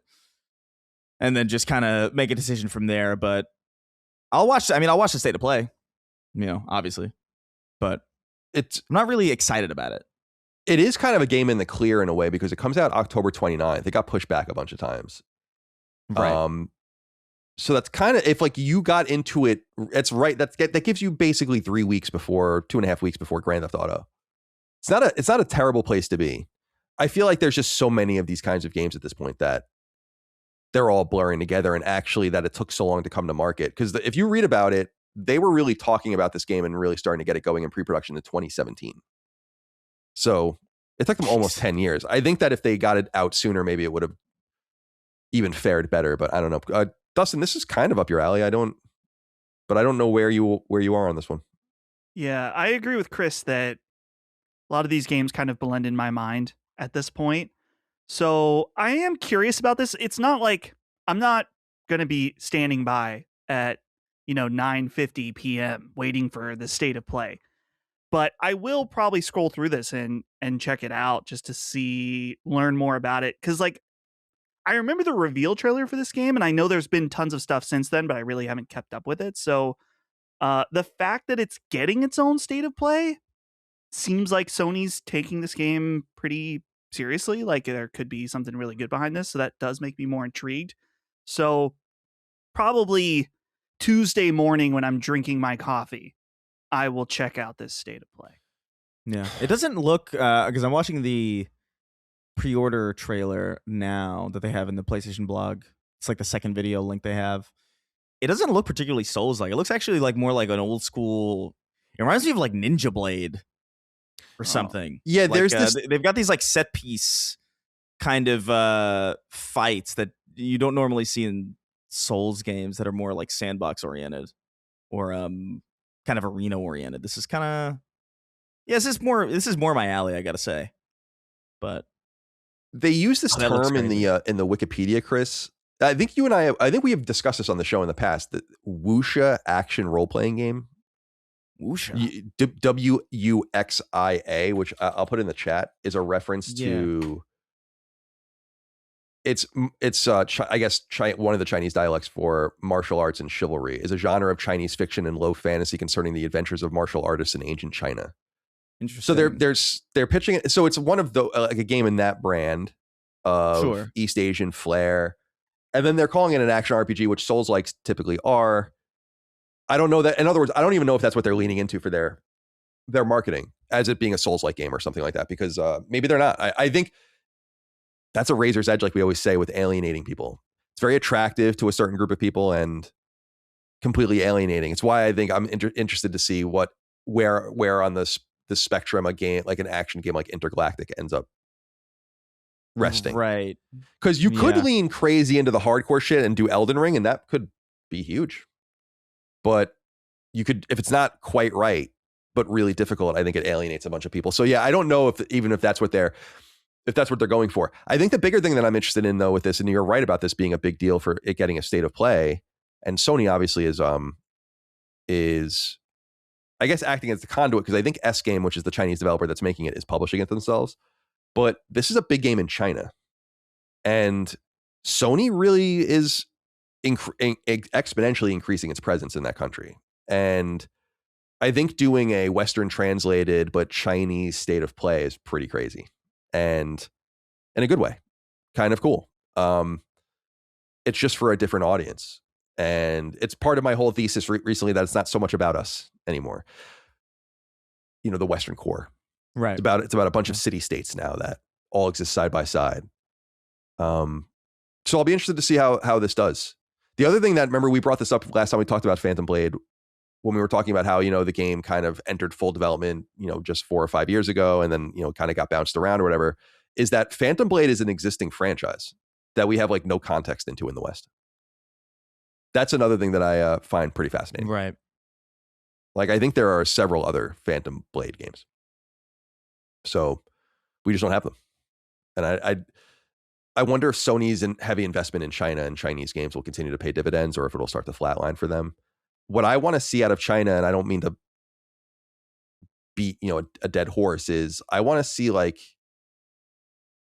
different shit now. You know what I mean? Like, a lot of it does seem to lean into being Chinese. or Chinese history or a certain level of action RPG that's swords and spells and mythologies and all that. And that's cool. But like, I want to see the thing that really differentiates, Chinese game development, because there's certainly many developers there that don't make that stuff. It's time to find those things. All right. So that's one PSA. The second PSA, I just thought this was interesting, is that Halloween the Game by Ilphonic. I don't know if you guys are interested in Ilphonic games, but Ilphonic makes like the asymmetric multiplayer horror stuff typically. And this Halloween game that comes out September 8th is their newest game in this kind of run of games that they've done. I don't know did you guys ever play Friday the 13th? That was probably their biggest game. No. That came out in 2017, and then Predator Hunting Grounds was in 2020. That was a PlayStation game, like a PlayStation published game. And then they did that Ghostbusters game, Spirits Unleashed, in 2022. And then they did Killer Clowns from Outer Space in 2024, which I think is still going. So this is their newest game, but I don't know if you guys saw that they had revealed on Twitter that they will not be releasing in Australia and New Zealand because they were refused classification. They wrote, quote, "Despite every effort on our part, the Australian Classifications Board has denied Halloween the Game a rating. The denial was not based on the presence of the iconic slasher Michael Myers or the outstanding kills that could be performed in the game, but rather the presence of a controlled substance. Unfortunately, to our disappointment, and certainly yours, this means that we cannot sell physical or digital product in both Australia and New Zealand." Do you guys know what it is? Marijuana? Yeah. Marijuana. So insane. That's so crazy. Now, to their credit, they're not changing. Ridiculous. Because they could kind of fix it for that locality. And make it so he's smoking, I don't know, tobacco or something, or I don't even know if that would be allowed. But so to their credit, they're just like, no, we're not going to sell it. And I like that companies do that. It sucks for the fans there, but I think it's to try to pressure change from these really onerous Byzantine laws and rules in some of these localities that, like marijuana. In a game where you can kill people. and not even like kill people in like an arcadey kind of like Halo way, but like in a real, like you're murdering them. Right. Like that's like crazy just brutalizing the fuck out of them. Yeah, chasing them down and like cornering them. Yeah, stalking them and like fucking ripping their fucking organs out and shit. Like that is a wild line to draw. That's fucking awesome. I didn't even consider that. Yeah, maybe there's a question for you out there, our Australian or New Zealand audience. Do you find ways to get around this? Do you use like you have a separate PlayStation account that's a US account or a VPN or something? Like, do people just like, oh, this sucks, but I'll just get around it some other way? I'm curious. Yeah. Right in with that. I would love to know that. I wonder if it's because Australia, because, it's obviously an island full of just criminals. I wonder if they're just afraid of, that it might awaken something, seeing all this crime. Jesus. Halloween? Are you guys gonna play Halloween? No interest. No, I don't think so. I'm a little surprised that you got. You guys have such an open mind for multiplayer and more novel multiplayer experiences. I'm surprised that you guys aren't really into any of the Ilphonic stuff. Now, I'm not speaking to its quality or whatever. It is like a very, let's get our stupid friends together and play kind of thing. I did play a little bit of that Evil Dead game that came out, and I did like it. But like these are kind of like friend slop games to me, like in the sense that like I like them and I have fun with them, but like I never play more than like 15 hours of them, and like my multiplayer games I like to last a long time.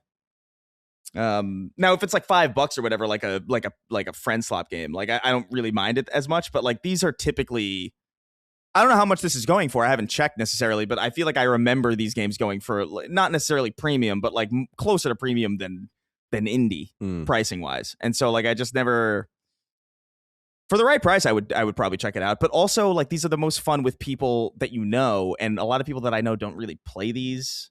Like this isn't a game that you can. These aren't games that are best when you're matchmaking with random people. Like this is like community, like this is kind of like you're with friends of yours, and a lot of it hinges on whether or not your crew cares to get involved. And most of my guys are like hardcore shooter people, They're like into Gears or something. It is $39.99. Yeah, it's steep. That's a lot for me. I think if Jimmy Champagne, who is the Halloween man, right, if he asks me to play this with him, I will. Oh wow! All he has to do is ask. All he has to do is ask, and I'll play it with him. I played a little bit of that Ghostbusters game. Because I think we reviewed it at my old site, or somebody did, and we had codes so we could all play. And it was fun for an evening. And that was about it. Like I think if I remember right, we were kind of like, yeah, the way this is designed is like really flawed in some way that makes it really annoying.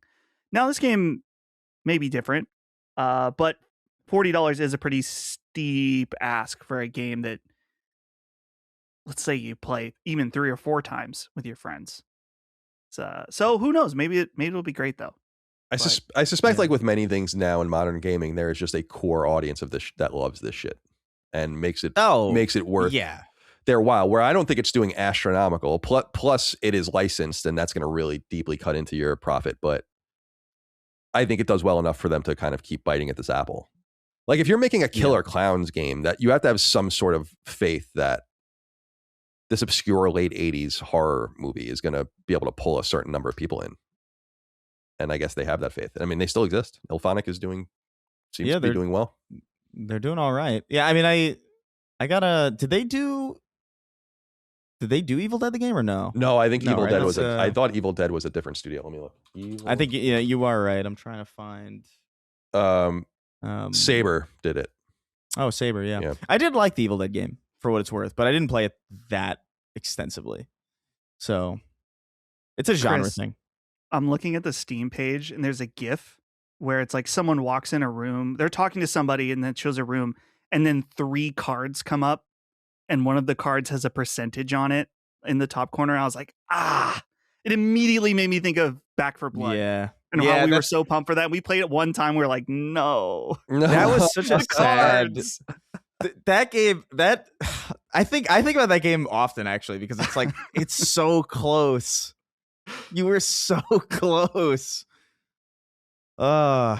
No. So that's for Halloween the game, Dustin, on yeah, here. Page? I'll send you the link on this Steam page. If you go down, it shows like all these GIFs of all, going over the different bullet points of the game. And it is the third GIF shows card modifiers. Oh yeah. Not all games that use card modifiers are bad. In fact, I like many of them.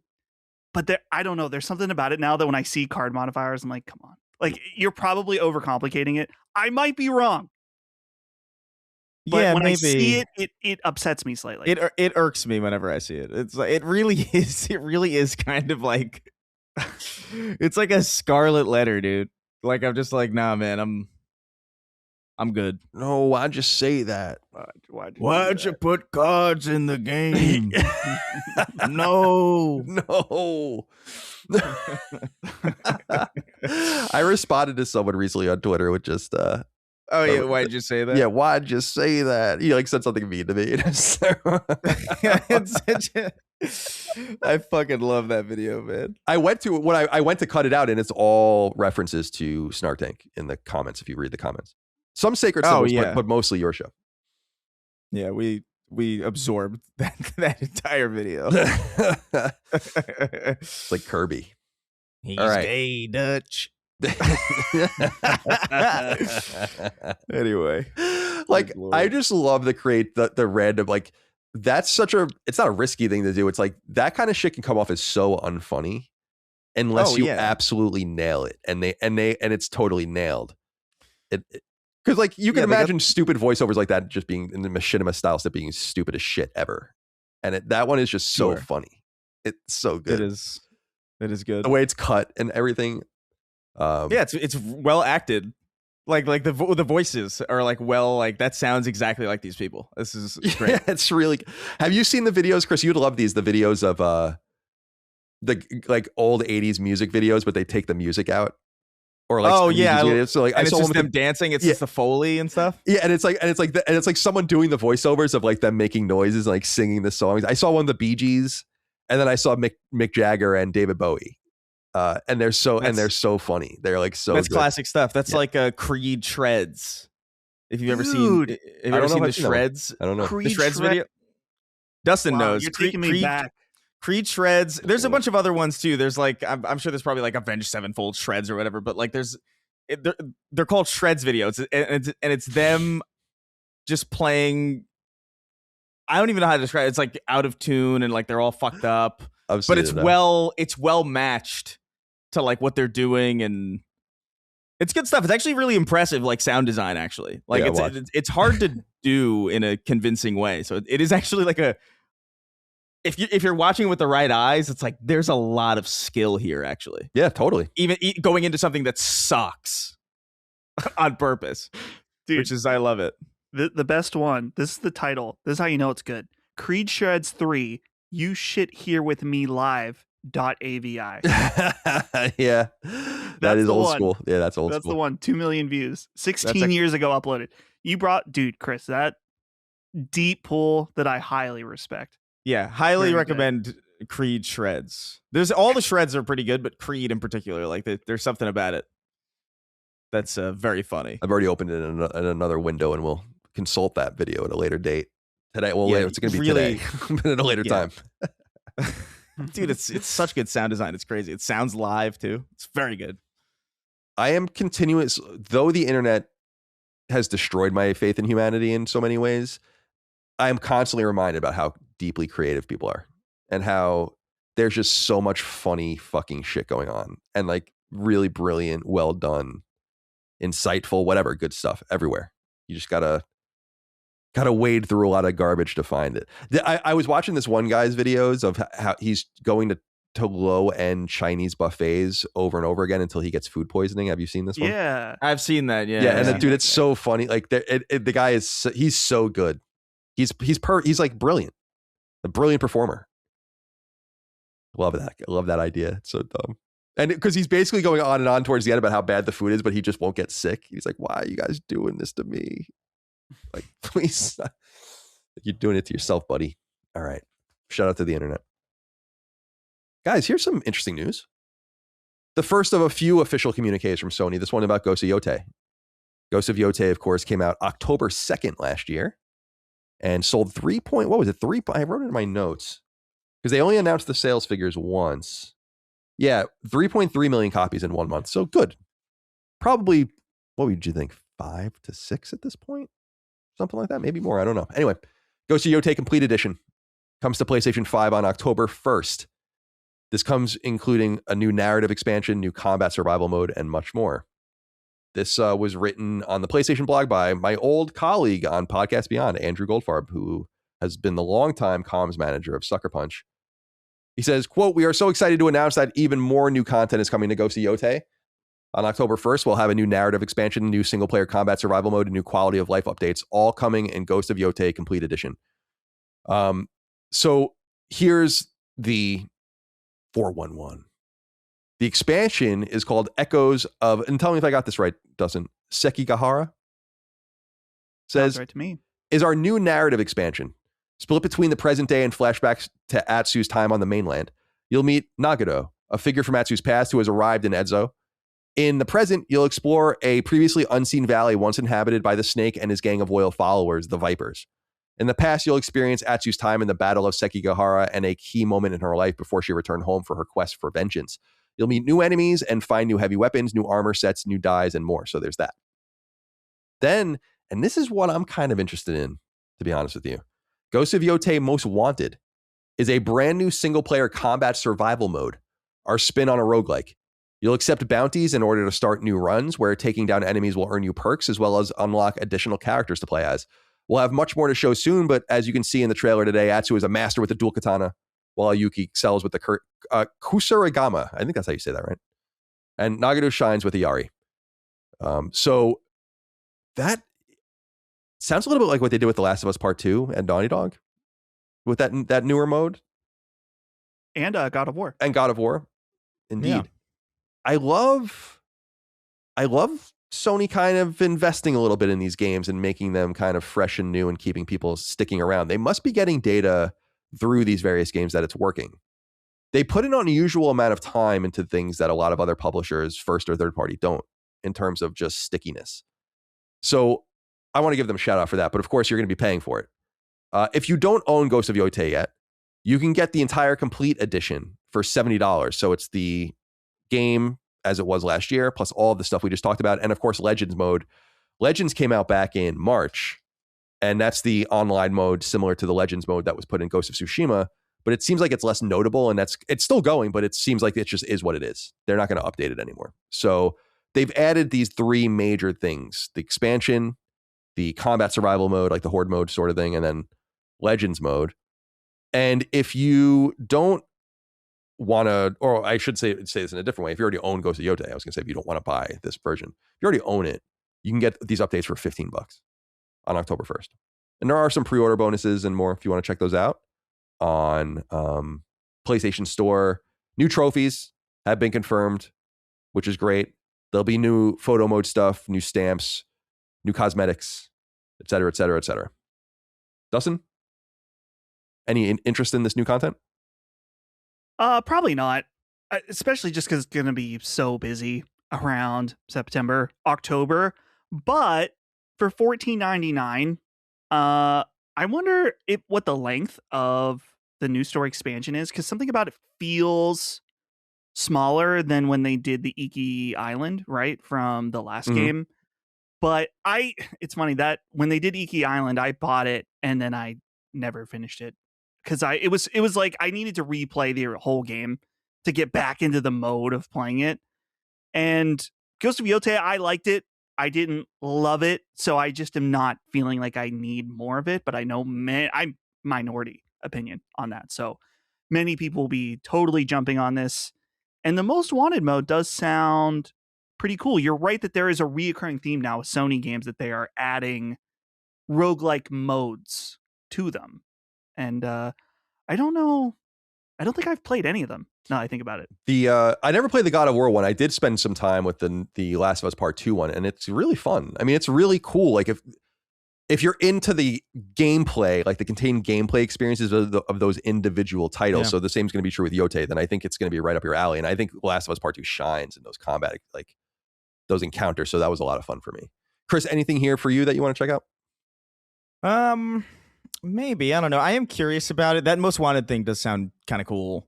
I'm more interested in this roguelike kind of thing that they've been trying lately, especially because I think it works a lot with the gameplay systems that they have in these games generally. Like, I mean, they even added something like that similar to, although it's temporary, to Marathon, and I got way more into that than I thought I would. So, like, I like the gameplay of Ghost of Yotei quite a bit. I did the story kind of petered off for me, though. Like, I did kind of lose interest pretty intensely. Like, I don't know if it was because there was competition or there was something else that was out around that time or something, but it didn't grab me as much as Tsushima did. But sitting with just the gameplay of it does seem a little bit more enticing. But it is, again, that is a very busy time, dude. Like, that I could see this being something that, like, I'll pick up and I'll get to, like, in several months. But it looks cool. I mean, it's a great looking game, man. It's it's beautiful. And it is good. Oh, I loved it. I thought Ghost of Yotei was awesome. I liked it more than Tsushima. And I like, it's called Complete Edition. It's not exactly uncommon, but I mean, I think that we can just read into that they really are. This is at the end. Like, not of Ghost necessarily, but of their support of this game. I'm surprised based on their treatment of Legends. I remember us reading into this in the spring when they were kind of like, yeah, Legends is what it is. There won't be like future updates to it. We were reading into that being like, yeah, maybe things are kind of petering out in terms of this post-game support, and perhaps they'll just be moving on more imminently to the next thing. But I feel like this is always in the roadmap. And as you're moving on to the next project, it's just managing your team well, in my opinion. And Sony does do this well. You don't need most of your team onto the next game that they're not ready to receive them yet. As you're pre-producing and figuring out what you need, you got to have some of your designers, some of your narrative guys. You're going to obviously be cooking up some prototypes with various engineers and programmers or whatever. But most of your team is going to need to be kept busy or furloughed or whatever, or fired, which is why we always say that it's so surprising that these teams can live in between these projects as they're spooling up the next one. And yet I think this is a clever way for keeping everyone engaged and involved and using all the assets and everything that you've already built. And when you play, I mean, I can't speak for the others, but when you play The Last of Us, it's just very familiar places, familiar enemies. It's just the way that they come at you and kind of the way that they position things. And so there's a real cool stickiness to that I appreciate. So I think it's a horrible time for it to come out. But two things is, number one, I'll probably not right away, but I'll pick that up at some point. Maybe that'll be like a holiday thing or something. I don't know. We'll see what happens. The second thing is, if you've not played Ghost of Yotei, I really suggest you do. It's very good. Okay. Let's see here. Another official communique. This one about Wolverine. Sweeney, the kind of guy to hold his piss when he takes a shit, wrote in. This is one of your people. Jesus. Colin, please start referring to Insomniac's imminent next game as Wolverine. Maybe shorten it even more so it's just W and an N with a mumble in between. Thanks. I was trying this when I was writing this, Dustin, last night, and I'm like, I don't know. I don't think it works. Like, no. We'll just play me some of that Wolverine. You know, like I don't think you could do it a little bit, but I don't know if it doesn't work like Spider-Man or something. Let's go Spider-Man. Spider-Man. Yeah. Yeah. That works a lot better. Wolverine's too like involved of a word. Yeah. You know, like it's very active. You can't slur your way through it. Ooh. Not possible. Yeah. You got to just You're not even saying anything. We sound like the trucker diet guy. Yes. You know what I'm talking about. Does the body good, quenches that thirst. All right. So enough of that. Over on the PlayStation blog, back to the PlayStation blog we go. Wolverine Limited Edition PS5 has been announced along with plates and controllers. So the information you need to know here is that you'll have three different options. There's a PlayStation 5 Digital Edition Marvel Wolverine Limited Bundle. That's going to be $650 in the US or your local equivalent. So that comes with no disk drive, PS5, and the game. You can get a DualSense controller for $85 US Wolverine.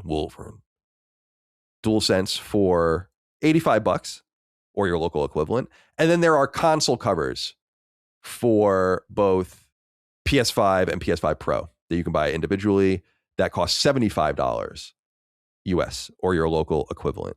Important to note, there are two different stylings. And I don't know that I've ever seen that before. Dustin, can you think of any like where there are two options? Yeah. Wasn't there like a Genshin Impact controller? I guess that wasn't console plates. Those were controllers that were like two color ways. Yeah, I guess I'm talking specific. You're right, because there are also been multicolor things. I'm saying specifically about a console where there are, I guess, two different options, or maybe it's just the yellow one and then that you can buy, and then you can buy the. So basically, if people have no idea what I'm even talking about, there are yellow Wolverine controllers or a yellow Wolverine controller console and plates, and then there are options with a more silverish, whitish, like off-white, same designs, but you have these two different color options. I did look this up though. You guys might find this interesting. I saw this controller. I like the controller. I think I'm going to buy it because I like to, every once in a while I like to get a new controller, as we know. So I think I'll get the yellow one. And I was like, I don't think there's ever been a yellow controller before, ever. And I went and looked it up. And apparently, the only yellow official PlayStation controller that's ever been released was a DualShock 2, released in Japan only in limited quantities in 2002. And it's apparently extremely expensive to buy.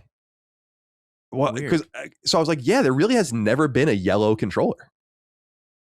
I would have thought for like The Simpsons or something. Yeah, you would think so, like something like that. We've had gold, but yeah, I couldn't find any pictures of it. And there's an aftermarket stuff controller. I'm sorry. That was like, there's a Death Stranding controller that is, it's like the see-through. It's like a golden. It looks like piss golden. This I don't know what that. I don't know. Death Stranding PlayStation 4. Oh, controller. Death Stranding PS4 controller. Oh yeah, there's like a little bit of yellow in there. Oh, I see what you're saying. That's a custom one. I see what you're saying here. This one is this is yellow. Interesting. So I guess I missed that one in my research. Oh, it's got like the Death Stranding logo on the pad. That's kind of nice. Cool. Yeah. Oh, it's and I've never seen this. Me neither. It's like the see-through and what the hell? Yeah, it's nice. Anyway, I definitely don't need any more PS4 controllers, so I'm not even gonna. I'm gonna X this out. Yeah, because I'll do something stupid. I'll do it. But yeah, I'm gonna pick up the controller. I think. Are you guys interested in any of this kit? Obviously, we don't need consoles, but the plates don't really do it for me either. A nice I mean, it's a nice way for Sony to make a little bit of cash. I guess people want to. Listen, man, I've said this a million times. I know. Yeah. Who gives a fuck what the console looks like? Yeah, I don't really care that much. I like it sometimes, but to the degree that I think I would like this a lot more without the image of Wolverine screaming on the side of it. He's making the when you nut, but she keeps sucking face. He is, yeah. It's a bit because I actually don't mind the scratches. I like the two-tone. I like having a little bit of color there, but like it's a lot of the iconography. I feel like it's just there's iconography that goes like slightly too far. Like I really love the PS4 Pro Spider-Man special edition where it's like that red, but then it's got the spider all over it, and I'm just kind of like, eh. Yeah. You know, it just kind of it makes it too loud to me. But yeah. I'm just not much of a console customizer. These are, as far as I'm concerned, these are Steeler PS5s. Oh yeah, sure, Stellar. That's what I see immediately because I'm surrounded by that constantly here in Western PA. So when I see these, I'm like, oh, these look like Steeler PS5s. So you should buy some and repurpose them. Sell some custom bootleg Steeler PS5s. Oh yeah, bootleg stuff. Yeah, that might. I mean, someone would buy it around here. Put that on Facebook Market. Someone's down. But oh yeah, I just can't believe, dude. These plates, $75 for 4 pieces of plastic. Yeah, that's a big upsell. It's licensed plastic. Yeah, I mean that's true too. They got to share the cash, but we'll see. We'll see. I think I'll pick up the controller. We'll see. I think so. The pre-orders, starting August 19th, 2026. Oh, okay. So September 15th, you can start getting these things in limited quantities on PlayStation Direct, and then, starting August 19th in certain localities, you can start pre-ordering stuff if you're interested. I think it looks great. I wonder if there'll be a Grand Theft Auto console.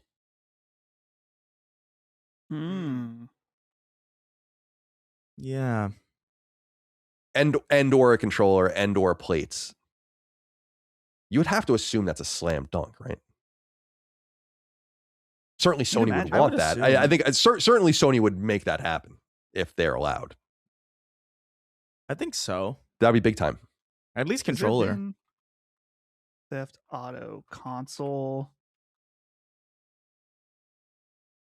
I'm trying to see if has there ever been one? Maybe on PS3. PS3 had one, I think. There were bundles, but they weren't specific consoles. Yeah. Yeah, GTA's never had like a special edition console, right? Like a special edition console, right. But this is a pretty special case also. Like this is different. You got to assume a bundle. I would think. A bundle for sure, yeah. I mean, that's a slam dunk. I mean, if the marketing and everything really lies with Sony, then that's certainly part of it. I mean, you have to just imagine that that's true. All right, well, those are available soon if you're interested, if you're looking for a new controller and so on and so forth. I thought this was interesting news. I wanted to just bring this up. It's not a huge game, but I just thought it was random, especially because they buried something I thought fairly interesting in the press release for this, and Mike is playing it as well. Lord of the Rings, War in the North.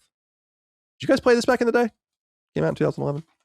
I actually did. I didn't care for it too much, to be honest. It wasn't my kind of game. I did some deep research on it, like research that I would argue is just far too deep about this Lord of the Rings game situation, because I was a little confused about what was going on here. So here's what you guys need to know is that there was a game in 2011, late 2011, that was released called Lord of the Rings War in the North. It came to PlayStation 3. It was published by WB and made by a studio called Snowblind. This was their very last game that they ever made. Snowblind was purchased by WB a few years before to work on Lord of the Rings stuff, and then they ended up getting folded into Monolith, and of course Monolith is no more as of last year as well. Famous WB studio that was known for the some of their own Lord of the Rings games. So I was confused about this though, because sometimes we talk about Electronic Arts and their Lord of the Rings games, and you guys might already know this, but I just didn't really know any of this. At least I didn't remember any of it.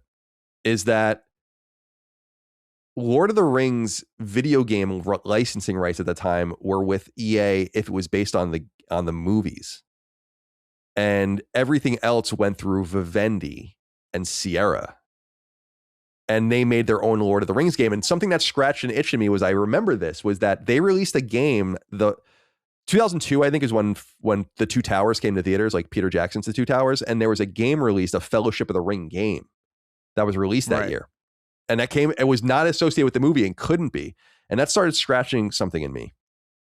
So what ended up happening, I guess, is that EA's rights to the Lord of the Rings film stuff expired at the end of 2008. And in fact, you guys might remember that they released, like at the very last minute, a game called Conquest that year. Yeah, Lord of the Rings Conquest. Yeah. And, and that game was rushed because they had to get it out before the license expired. Like the license, I think, expired like days later.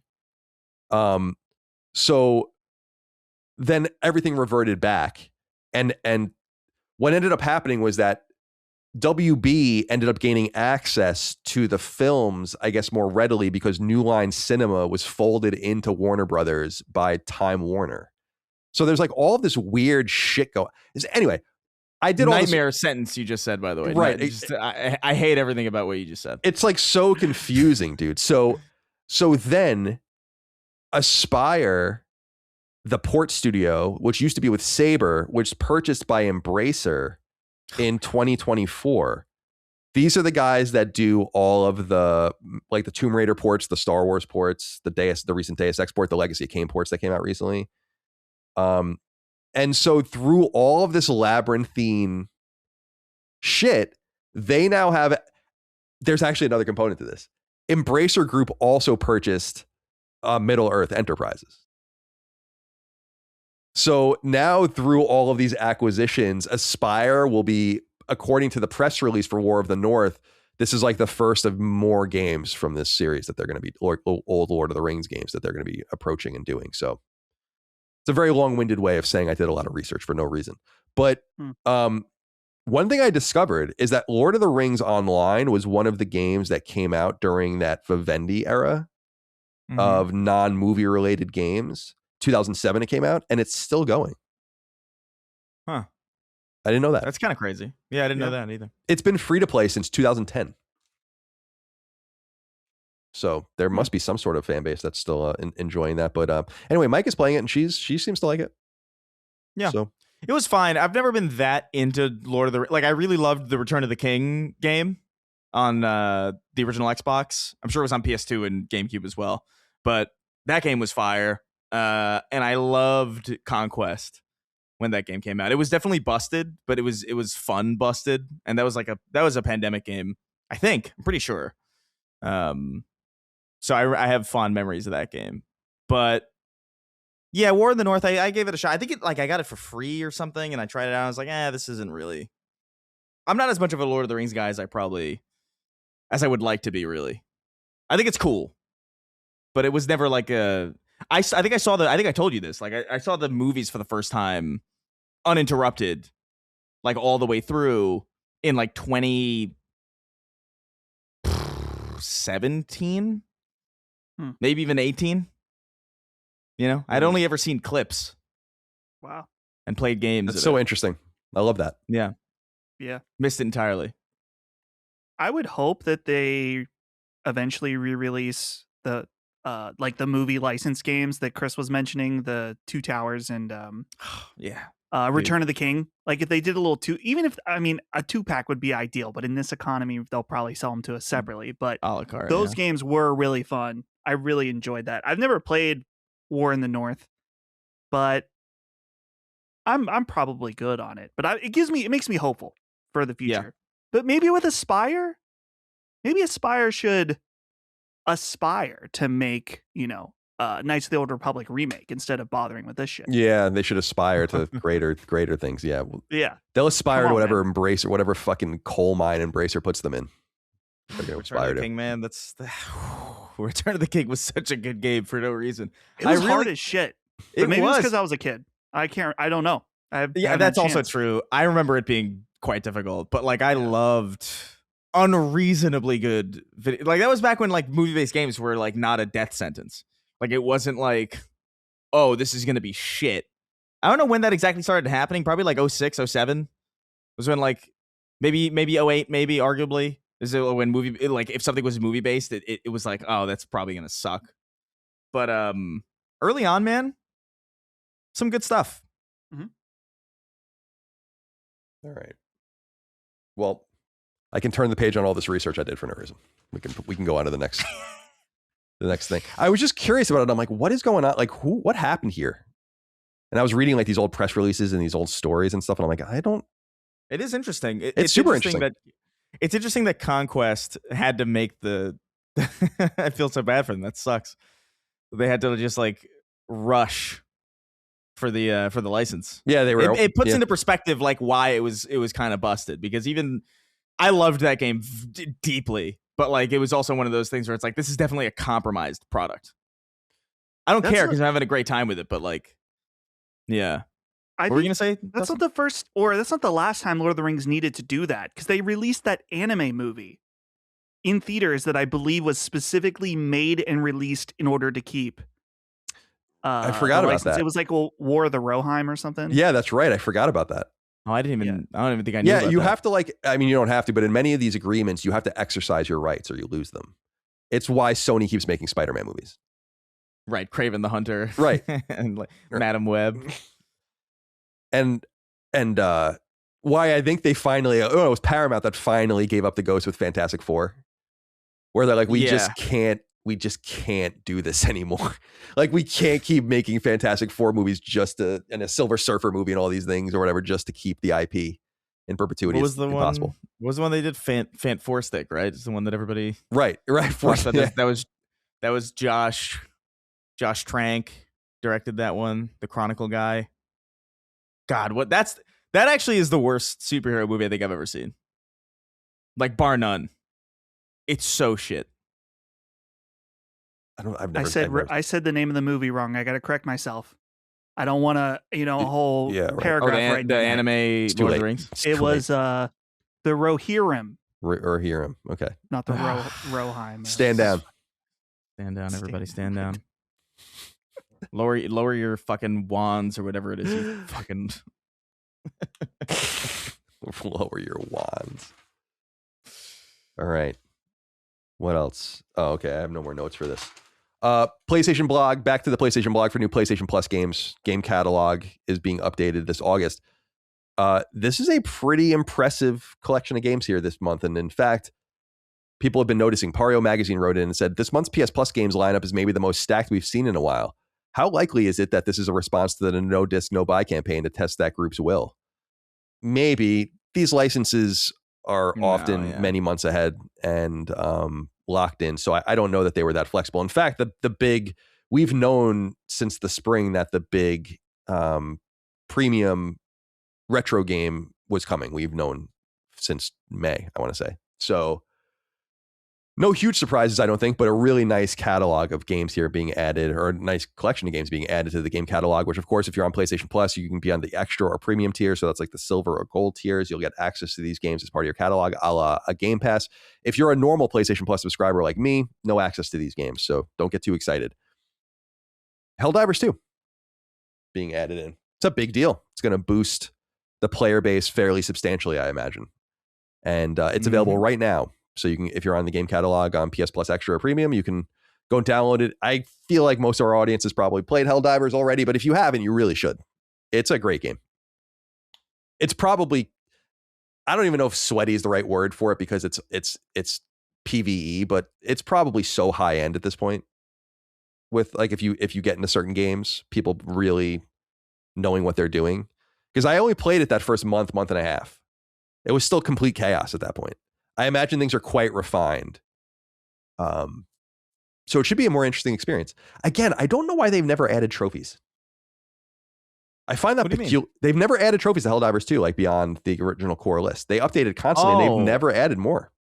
Okay. I don't know why they don't do that. Yeah. I think Sony would be like, you should add trophies. I thought you were saying like Helldivers who didn't have trophies. I was like, are you serious? No, it had trophies, but yeah. Blown my fucking mind. The I jumped into Helldivers 2 kind of recently, actually, because a friend of mine out of the blue kind of was like, yo, you want to jump on Helldivers? I was like, yeah, okay. And I completely forgot everything.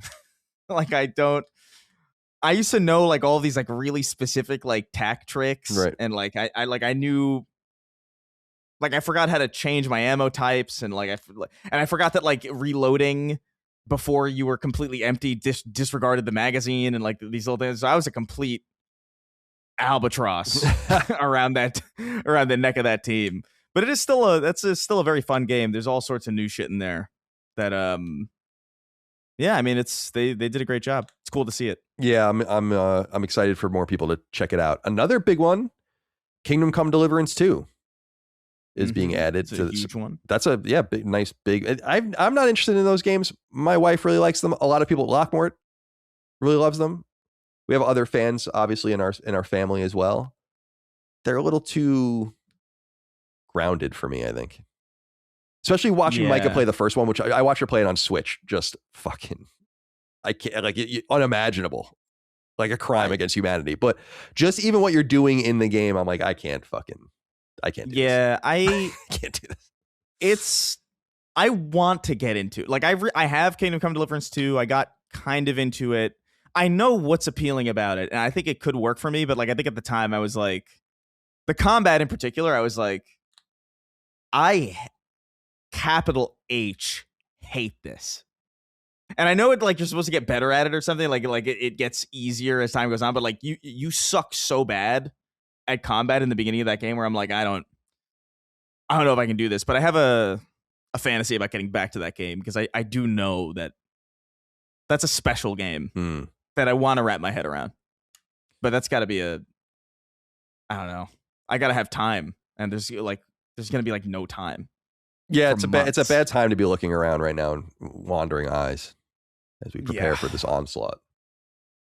Vampire Survivors, it's cool. It's really cheap, so I don't know that's that big of a deal of being on there. But I think it's all the expansions, and there's a shit ton of things added to the game. So those are also really cheap. I think the expansions are like 50 cents each, but it all adds up. Robust. Yeah, very robust. Vampire Survivors is awesome. I really like Vampire Survivors. We all the stuff we've said about the setting and stuff aside. Hell Is Us is here. I bought Hell Is Us when it came out. Me too. But I never played it. So it's so I have it. It's useless for me. I got to get into it at some point. Hell Is Us will be available August 25th. By the way, let's see. Helldivers is now. Kingdom Come Deliverance is the 18th. Vampire Survivors is the 18th. Next up is, and this one's for you, Dustin, Uma Musume Pretty Derby Party Dash on PS4. That'll be available August 25th. A colorful cast of pixel art Uma Musume are all in line and ready to compete in the Slapdash Grand Prix, a school festival featuring 4 zany events. Seems like something you would enjoy.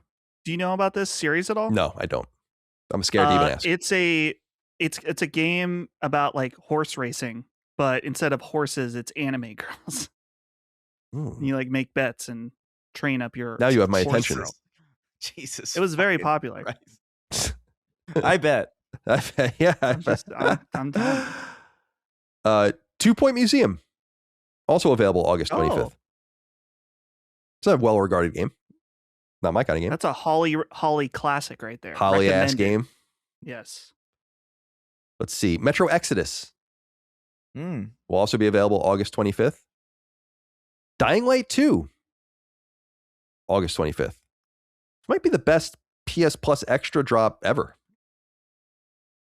Yeah, probably for some people, not for me because I own all these fucking things. Yeah, I own what I would want here, so yeah, it's nothing here for me either. Yeah, I have Dying Light, I have Metro. Maybe you've intrigued me about this Uma Musume game. Maybe I'll be picking that up. It's gotcha slop. It's Well, I don't know what this is some spin-off, but when the original one was going viral, I tried it and it was very, very boring to me.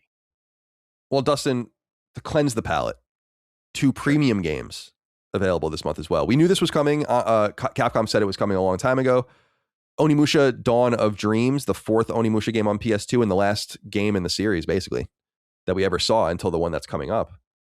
That will be available. Or is it? Yeah, that will be available on the 18th. Excuse me. And then this is a random one. Disney's Atlantis, The Lost Empire. Yeah. PS1 game. Eurocom and Sony did this game together. And this will be coming as well. So not so bad. I'll be playing Dawn of Dreams. I got to find a way to play it, get it in there.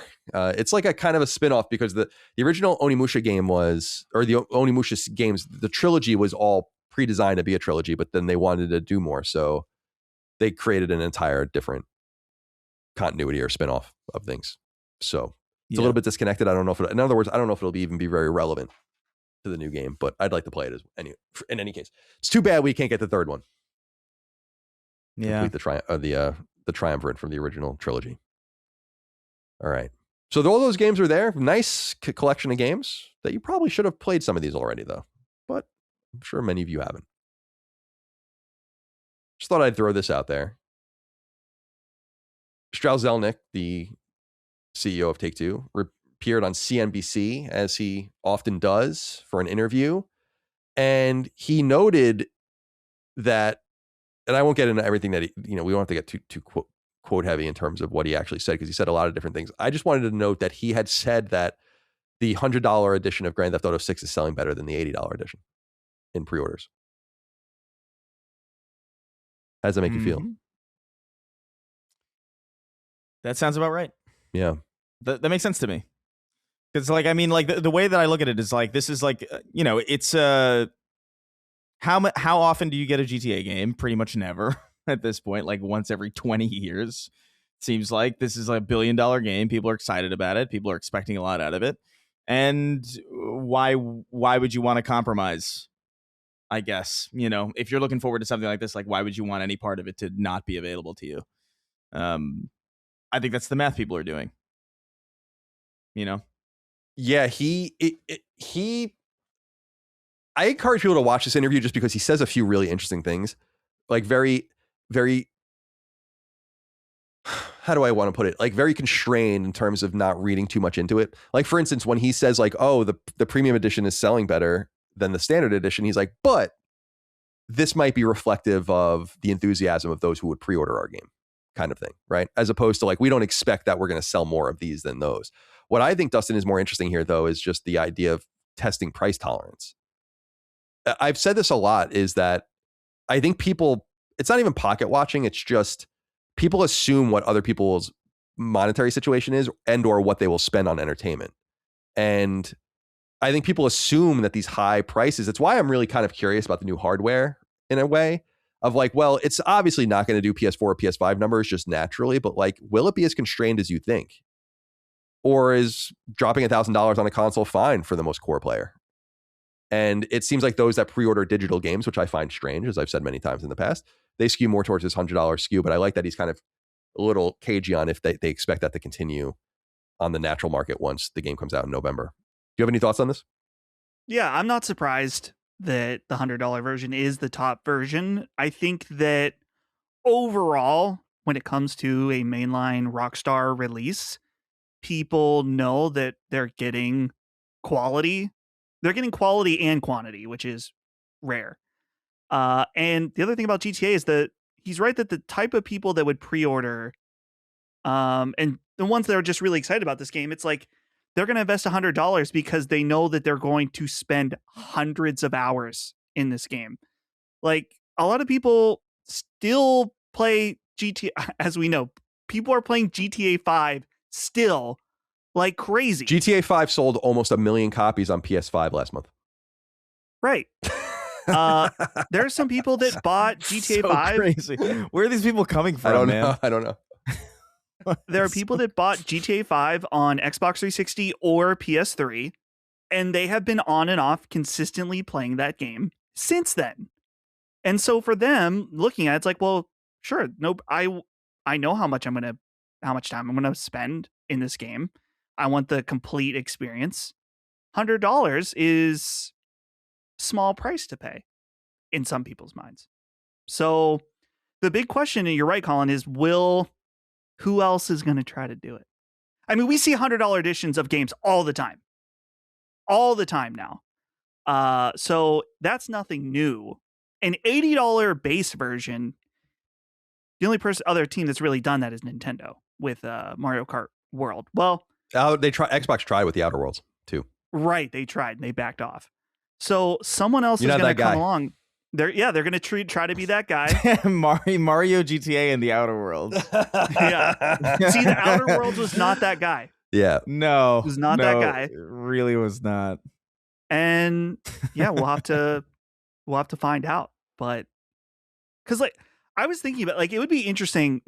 I personally don't want to do this, but it'd be interesting for someone to make a YouTube video that's like, I played the $80 version of GTA 5 or GTA 6. Was my experience compromised? You know, yeah. I don't want to do that though. Like, this is just a huge game. It's like, I don't want to play the compromised version for content. So, but $100 to me, it's just really, I guess I trust Rockstar so much that it's just like, that's fine. Not a lot of other companies would have that though. No doubt. Yeah. It's also just like, yeah, I mean, price value is subjective. There's always the people who talk about like the hours per dollar or whatever the hell. Right. That's always been silly to me. But like, I mean, there's games I would pay $100 for right now.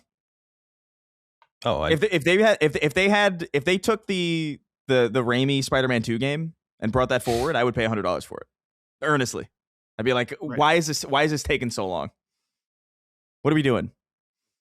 Yeah, people are gonna take contention with this whole conversation, but like, yeah, I know. What if Judas was $100? Oh my god, I would like that would be no problem for me. About it. I don't want. It's one of those things where I don't want to encourage the executives to be like, yeah, increase the prices on everything. Like that sucks, obviously, but you're just one person, dude. The market will dictate this. You saying something is not gonna. Oh, it might set a seed in someone's mind, but it's not going to execute the idea on the market. It's like that's you know what I mean? That's to be clear, a game like Judas being $100 would probably, I haven't played it, so I don't know, would probably be worth it to me as a fan of Ken Levine and seeing the trailers, like probably worth it. $100 version of Judas for a general market is not a good idea. I don't think Judas is that guy. No, I don't. Probably not. Yeah, I don't think Judas is not that guy. No, it's that guy for us.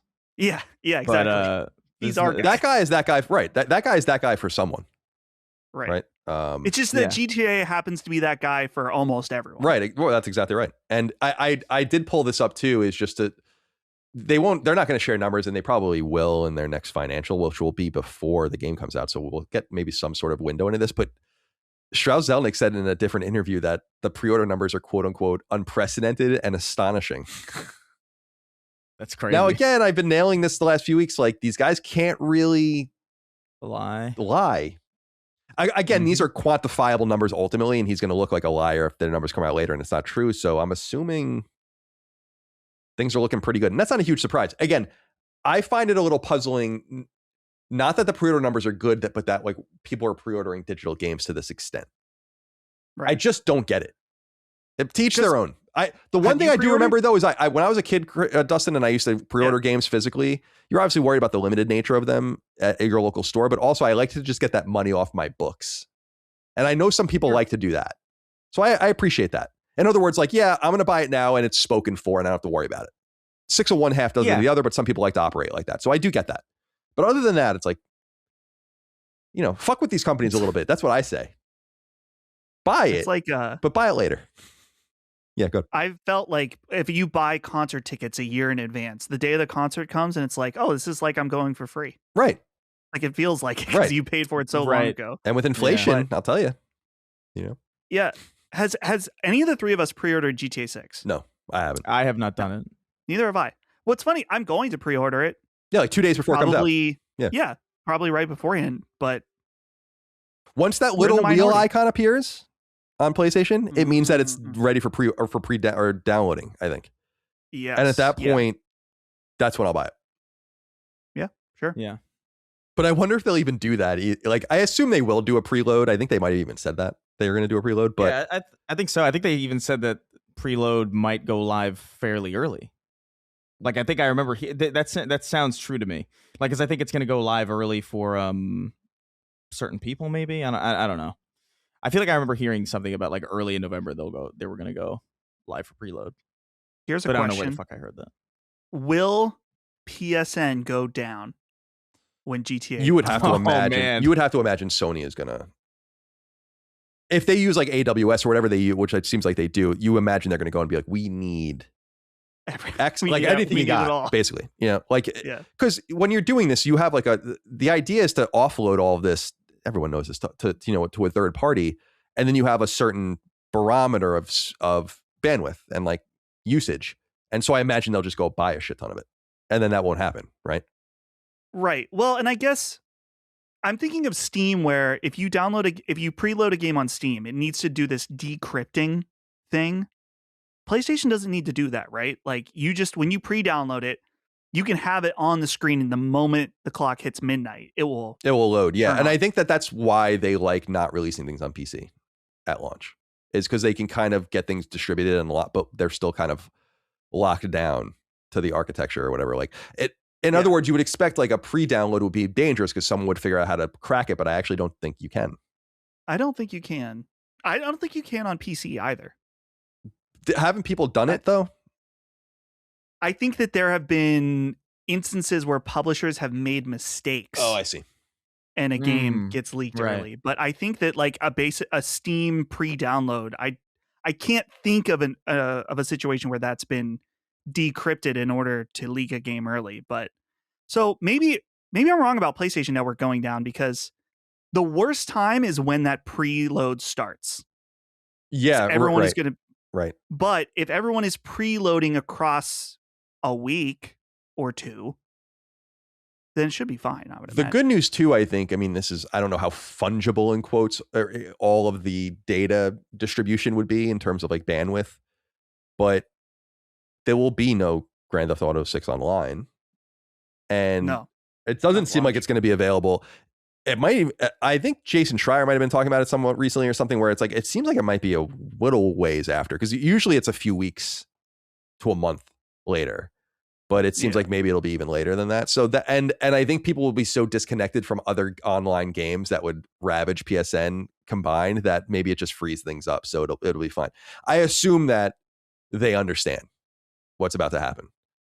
And because you just imagine it's potential. I mean, the game is so big that there could be millions of people on the PlayStation Store at the same time that night, which is not really what happens.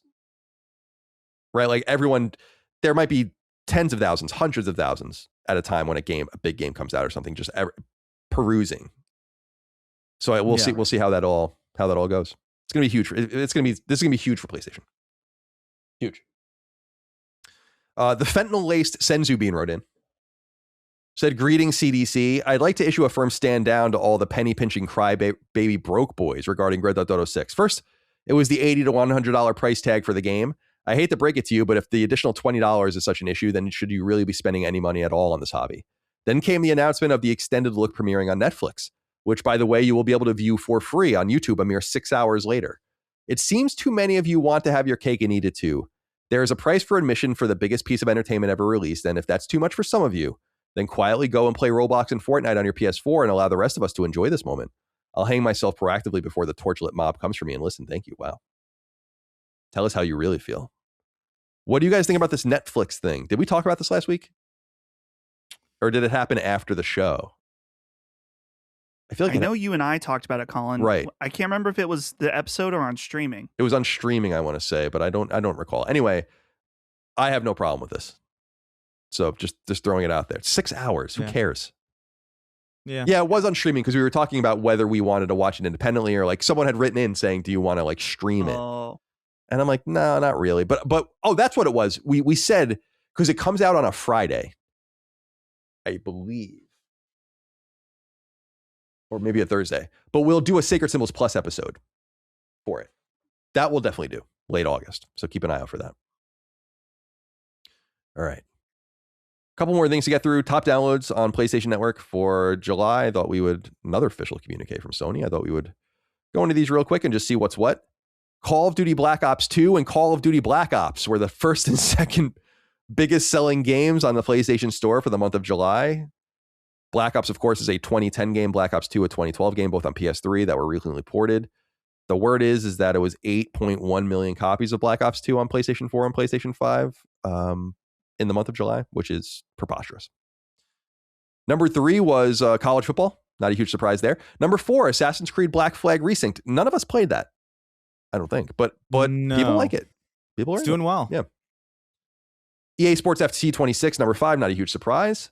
Halo Campaign Evolved, number 6. A lot of people are saying that it didn't sell well. I think that's pretty appreciable. Power World, that's 1.0, right? 7. NBA 2K26, Minecraft in there. Escape the Backrooms up there. What is the Mound, Omen of Cthulhu? Because this game was here at, I don't know why they don't number these. 1, 2, 3, 4, 5, 6, 7, 8, 9, 10, 11, 12. Number 12. 4-player co-op game. Yeah, it looks like a first-person kind of survival thing going on. I don't Looks really kinda understand cool. what I'm... Yeah. 007 still hanging on. Great game.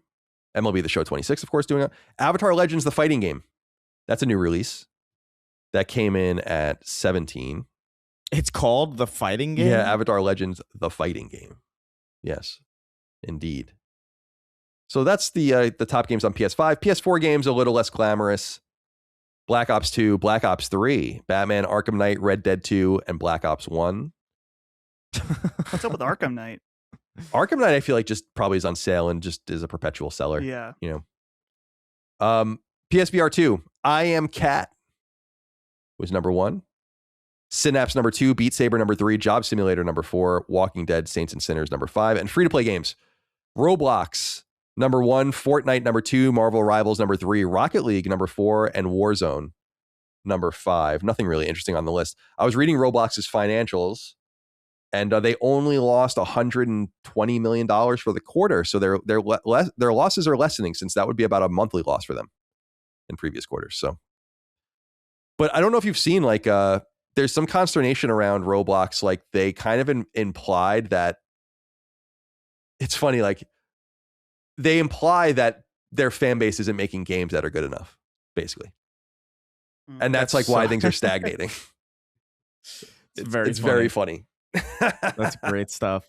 Good stuff. I highly encourage people to go read that stuff. And then just a few other things I thought I would note here. I have this written here, but there are a few other things I want to talk about. So just some odds and ends. Our friend Reese Elliott at Alinea Analytics notes that Spider-Man 2 has sold 316,000 copies on PS5 since Brand New Day, the new Spider-Man movie launched. So just a little bit of evidence of the cross-media potential of these different things. And I think Spider-Man 2 gets a lot of shit, and it's certainly an imperfect game, but I think it's awesome. I think people hate on that game a lot, in my opinion. It's more than it deserves. I understand that first Spider-Man game is like really quite immaculate in a lot of ways. Like, I can't think of anything really wrong with that game. 2 has a lot more. It's trying to do a lot more, and so there's a lot more obvious faults with it. But it's still, like, as a video game, it's very fun.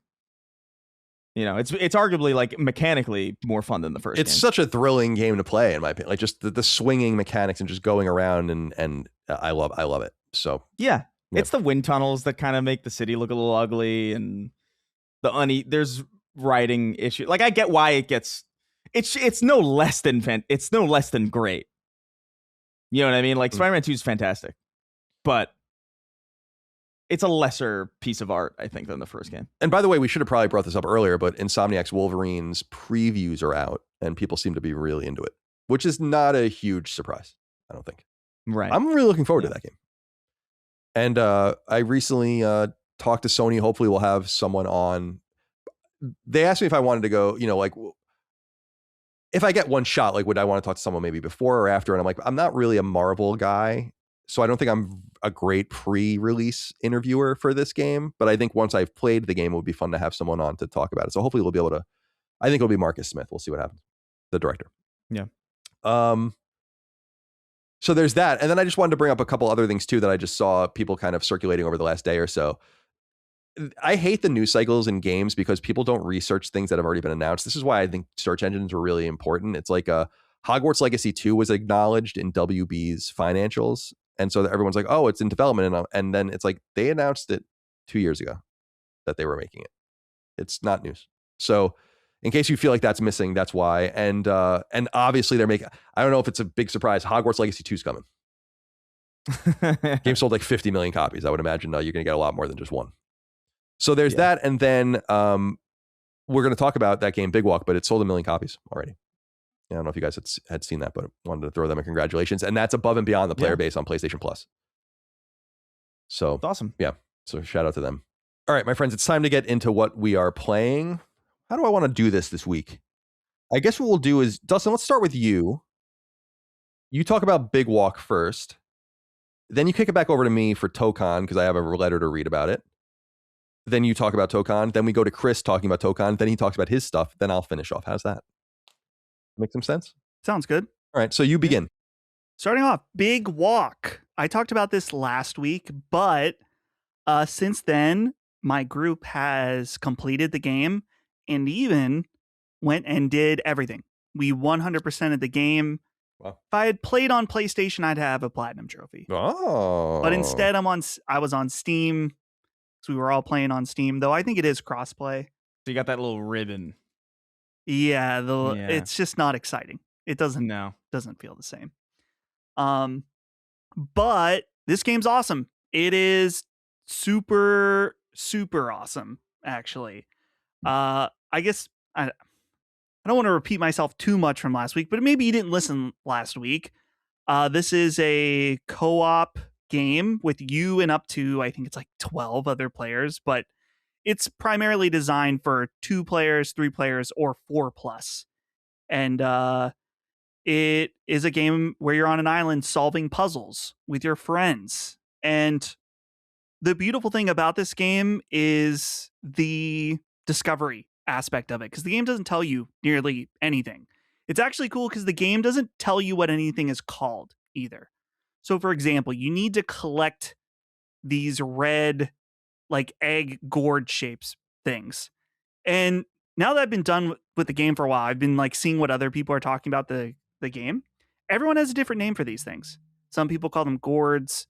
Our team called them eggs. There's different towers around the map. Some people call them watchtowers, or, they're color coded in different ways. So it's interesting seeing how everyone throughout the process of playing this game has developed their own language on how to play it. Another neat thing that I don't think I mentioned last week, because a lot of people ask me about this, is like, is this fun with 2 players? Can I play with only 2 players? Does that work? Or is it split screen? It's not split screen. The game would fall apart if it's split screen. It's designed completely around its proximity chat. It's essential, actually, because if you use Discord or PlayStation chat or whatever, it would just totally break the game. And you met like not all of its puzzles, but almost all of them. So in terms of 2 players, the game actually, when you start playing, it asks you how many players are going to play. And it changes the puzzles based on how many people are playing. So I think it's 2 players, 3 players, or 4+. So I thought that was neat. It's very accommodating to different group sizes. And I haven't played it with only 2 players, but I was seeing online that many people did and had a great time. I will not spoil it at all, but the final challenge of this game is awesome and surprising in a lot of ways. And it is worth seeing it through to get to that final challenge. The final challenge had us thrilled. It had us congratulating one another. It also had us deeply angry at each other. Like, the team was me, Locke, Ben, Brad, and our friend Justin all together. We had Jimmy played the first night, and then he got wrapped up in the Gears beta. Was Jimmy part of the team at all? No. Hard to say. I don't think so. He wasn't there in the end when we. He was wall hugging or whatever the fuck they call that stupid wall shit. bouncing. Wall bouncing. Yeah. Ugh. I was watching gameplay of this. I'm like, I cannot believe that this is it again. Can't believe it. Yeah. But that's what it is. Sorry, what I it interrupted. is. Yeah, I highly recommend this game. It's probably one of the best games. It's certainly one of the best co-op games I've ever played. Certainly. So it's free. If you have PlayStation Plus, there's really the only excuse you have not to play this game is if you have no friends to play it with. Well, but to 100% the game, it took us. Where's my copy? Here it is. 18.8 hours. So almost 20 hours to 100% the game. So it took us about probably like almost a solid week of playing every night for a few hours. So, but that's it.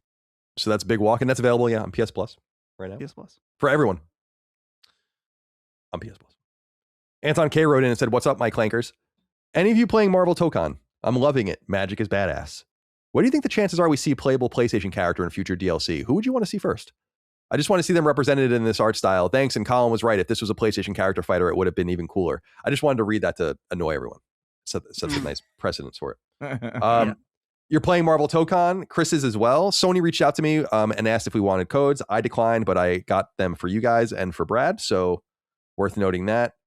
I declined because I don't want codes for early access. I also wouldn't play Tokon anyway. It's just not my kind of thing.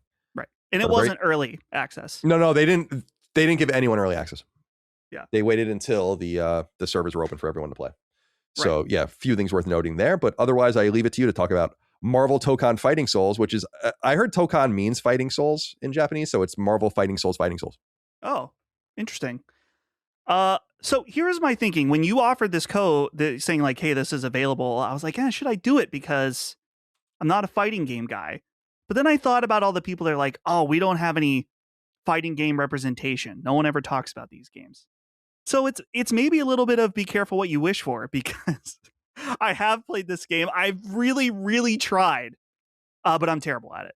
I'm absolutely terrible at it. Did you go online? I did. I was playing casual matches. I played the first casual match I played, I won. Oh. And since then I've played, I don't know, maybe 7 or 8 more casual matches the other night when I was playing, and I just got destroyed every time. But what I can talk about at least is that as Anton writes in, the art style of this game is pretty sick. And I really like what they've done with these characters. And it's neat to just be like, okay, well, we have the American Marvel comic books, right? Which is like quintessential American style comic books. But of course, comic books, also known as manga in Japan, is maybe even bigger than the American comic book market now. So it's like, what if we took these American characters, imagine them in a Japanese manga style? And it's sick. I love, like, the Iron Man looks like a Gundam almost in a lot of ways, which is really cool. There's a bunch of characters like the write-in mentions Magic. I don't know who the fuck Magic is. Who is Penny Parker? Is that Spider-Man's sister? No, is she the Japanese one? Yeah, she's in Spider-Verse 1, the first Spider-Verse movie. And she's also in Marvel Rivals. Okay. This is how I know most of these people is like, oh, you're in, because Magic, I think when she first came to Marvel Rivals, I was like, who the fuck what is this? Yeah. Now we're getting into territory like I have way beyond me. I played some of the story mode, which I think the story mode is divided up by some of the different teams to see. I don't know if it's from different perspectives. I only played some of the one, like the main. I think I just started like the main Avengers team, and the cutscenes are really cool, like a very animated manga style of them. There's so many modes in this game too, because there's more of like I was playing a mode where it was like a grid where you have to go and do different battles. And then there's modifiers for each battle. There's, of course, all the online stuff, the casual play. The characters, as I mentioned, there's a lot that I didn't know. But some of my favorites so far have been Spider-Man is fun, of course. as always in these types of games. Carnage. I realized as I was playing Carnage that I don't know anything about this man. I don't know who he is. Who is this man? I don't know. I'm like, he's kind of like Venom, but he's red and kind of scary. He's scarier in some ways. But his moves are sick. He has like some ultimate moves that are awesome. Green Goblin. Also, I guess I've named only Spider-Man characters. Green Goblin is cool. Storm in this game. There's no character that I see that I'm like, oh, that's a boring design. Like they all seem pretty cool.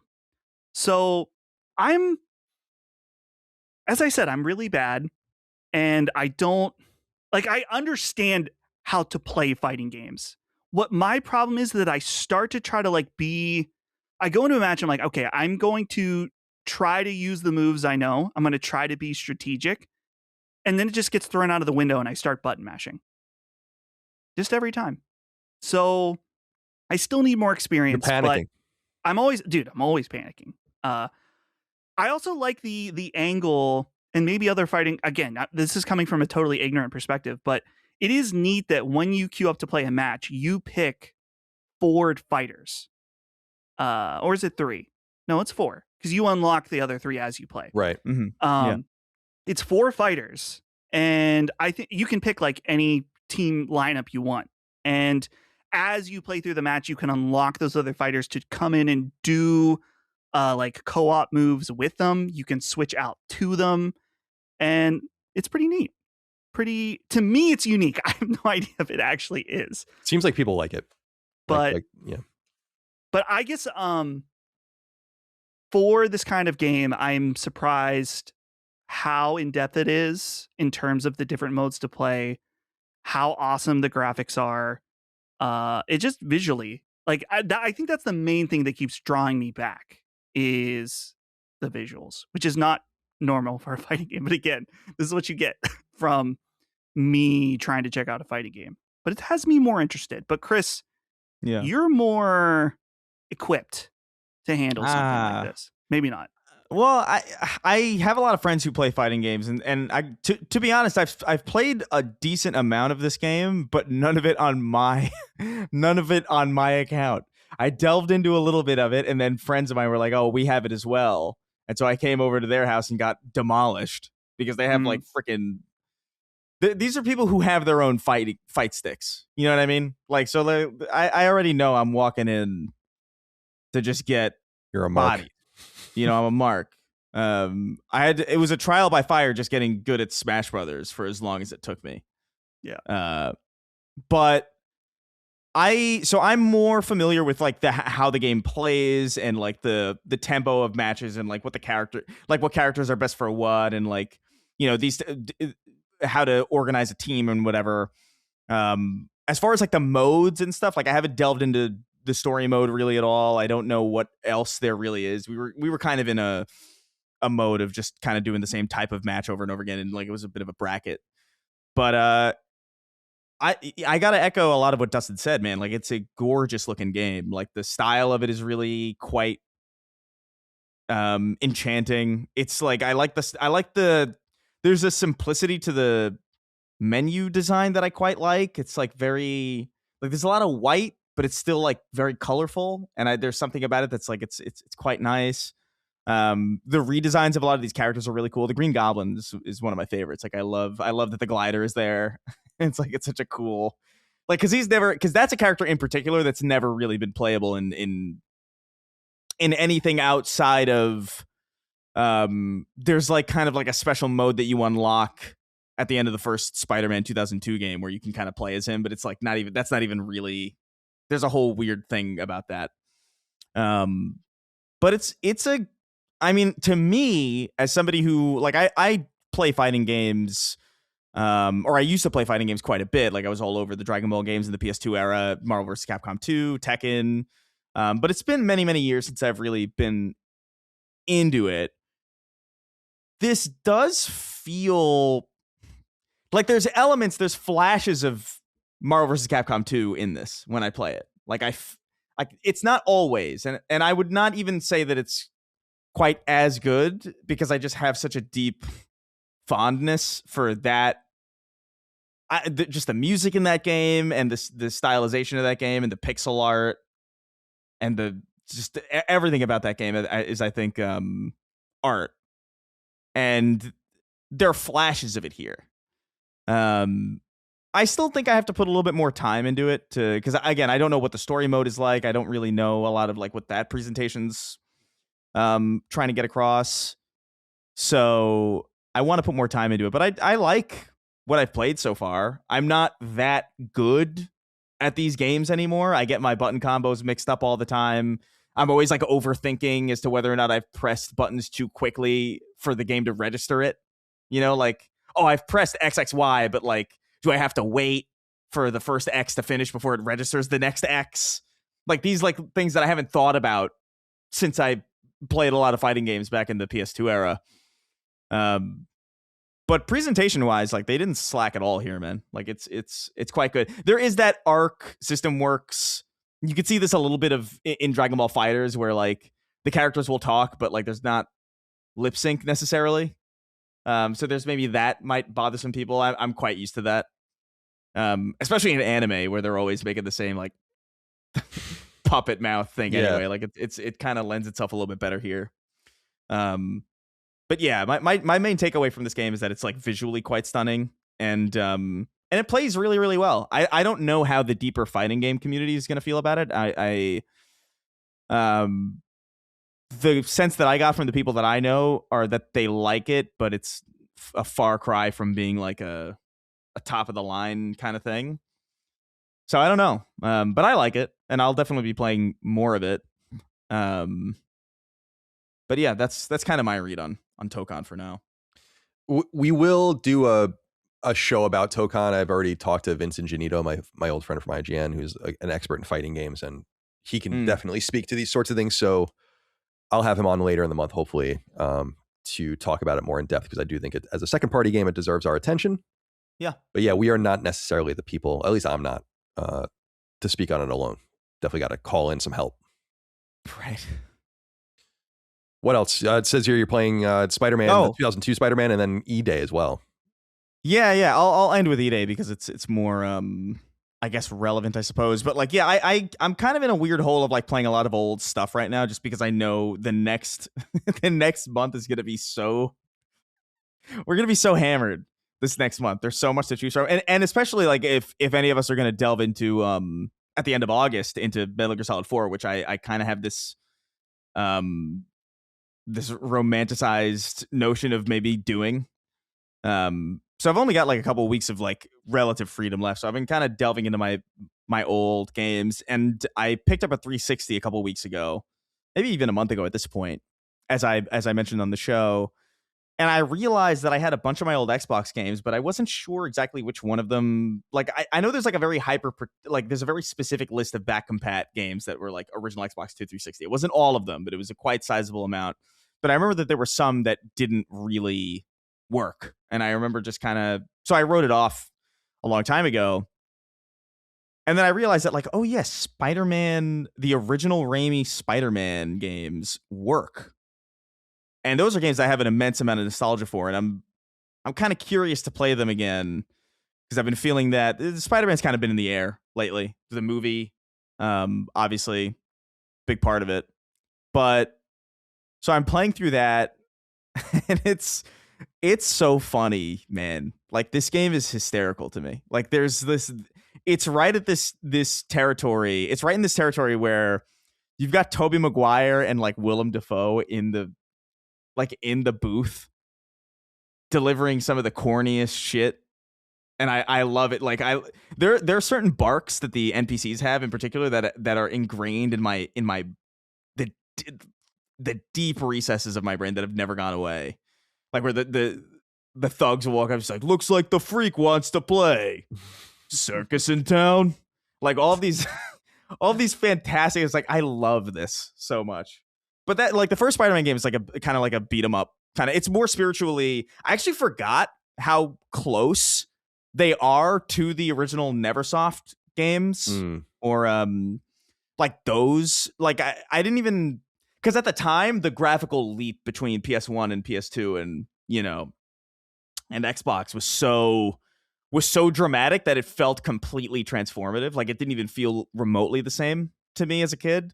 But looking back at it, it's like, oh yeah, you're still swinging from the sky. There's no physics quite yet. It's still this level-based beat 'em up with like very specific layouts.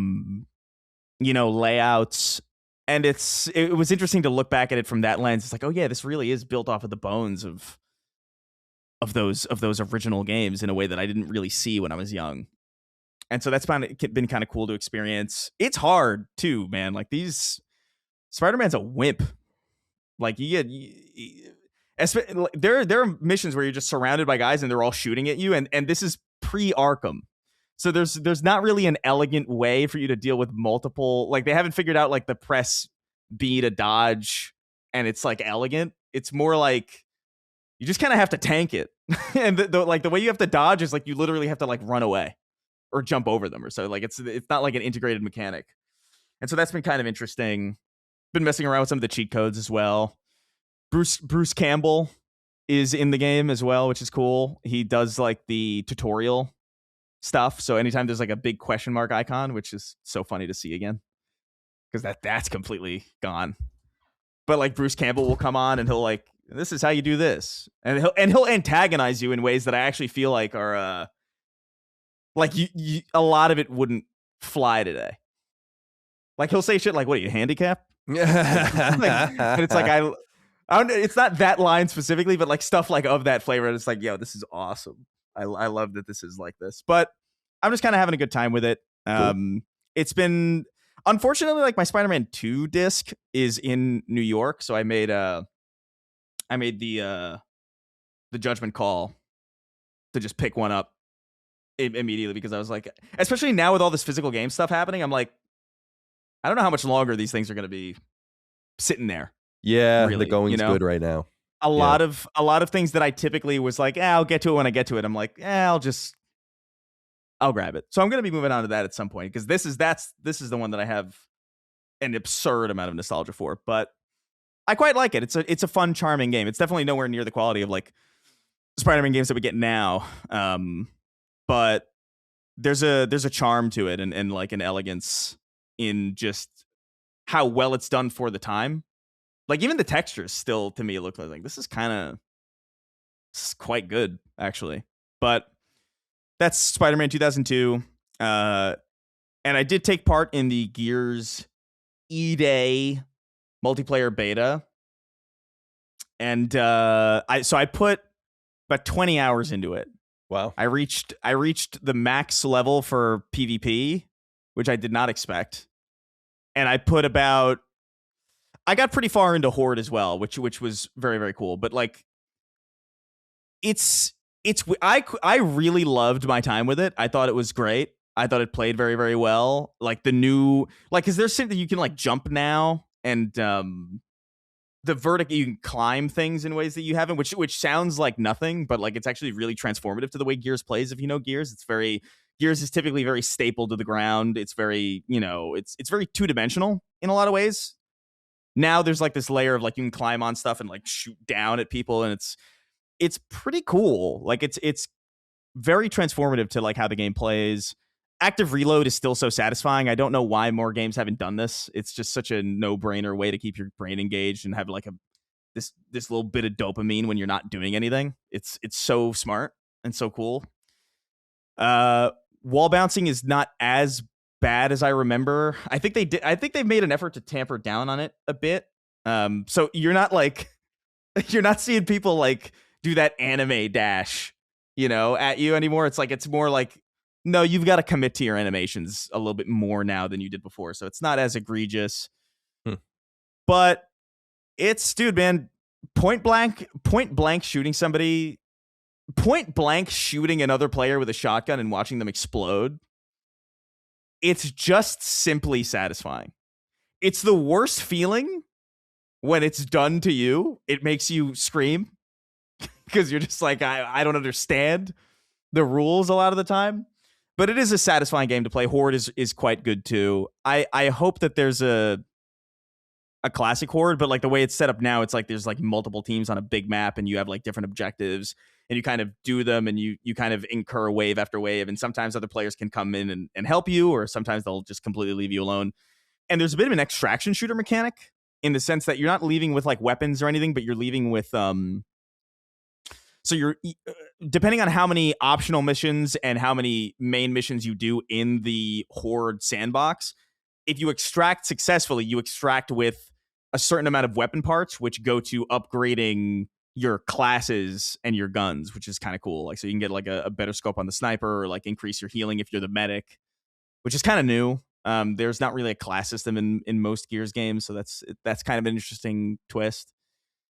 But yeah, I like it a lot, dude. Like it plays really well. It feels really good. It looks really great. There's definitely some bugs, which I assume.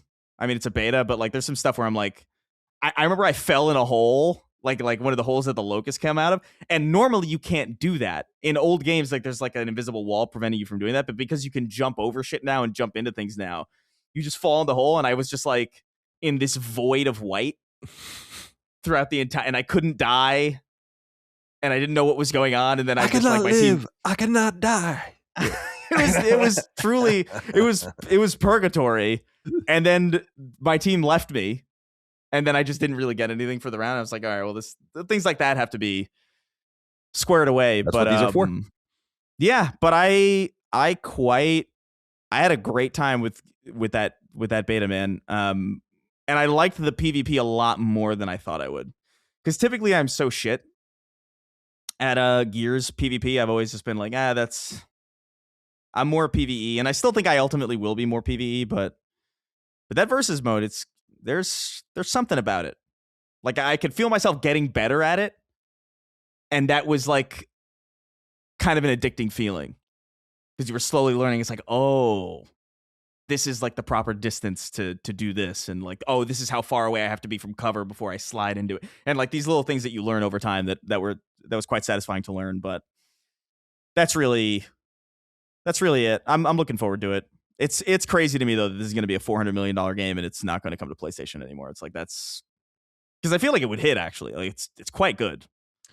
Yeah, it feels expensive. I'm keenly curious on how it does. Seems. I mean, I think the campaign looks great. I like Horde mode. Horde mode is right up my alley.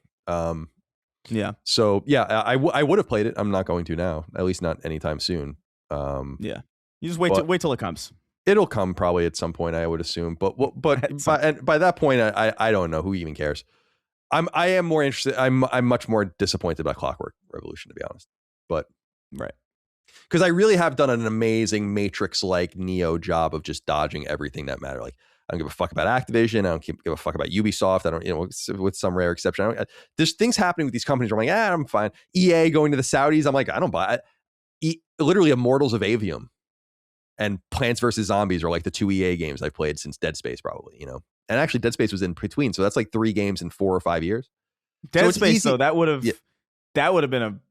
sucked. Like if Dead Space remake came out, like now or like after the deal, that would have been a really sad one for me. Hopefully, they'll end up selling these IP. Because I'm not entirely sure they're interested in a lot of these things anymore. All right. So that's all of that, and then I'll finish somewhat quickly here with Beast of Reincarnation. Hugo Falco wrote in and said, "Hi, Colin. Can I have a 10-minute rant from you on how wrong most of the reviewers are about Beast of Reincarnation? I finished it a couple of days ago and I had a blast. I really enjoyed the combat, exploration, and story. It's obviously not perfect. It lacks a variety of enemies, but besides that, I don't get the strong criticism of the story and many calling it soulless. The game has a 73 on Metacritic. A 73? Are you kidding me? I really don't care about scores. I buy and play whatever looks interesting to me, but many take reviews in consideration to decide if they buy a game or not. And unfortunately, I don't think this one is going to sell well enough to grant a sequel. That's a shame. Are you going for the platinum? I'm halfway done with New Game Plus. That shiny trophy will be mine soon. Keep up the good work."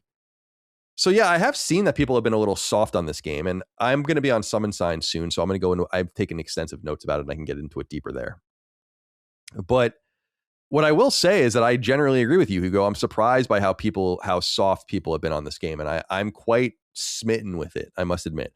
There are problems with it, no doubt. It's not perfect.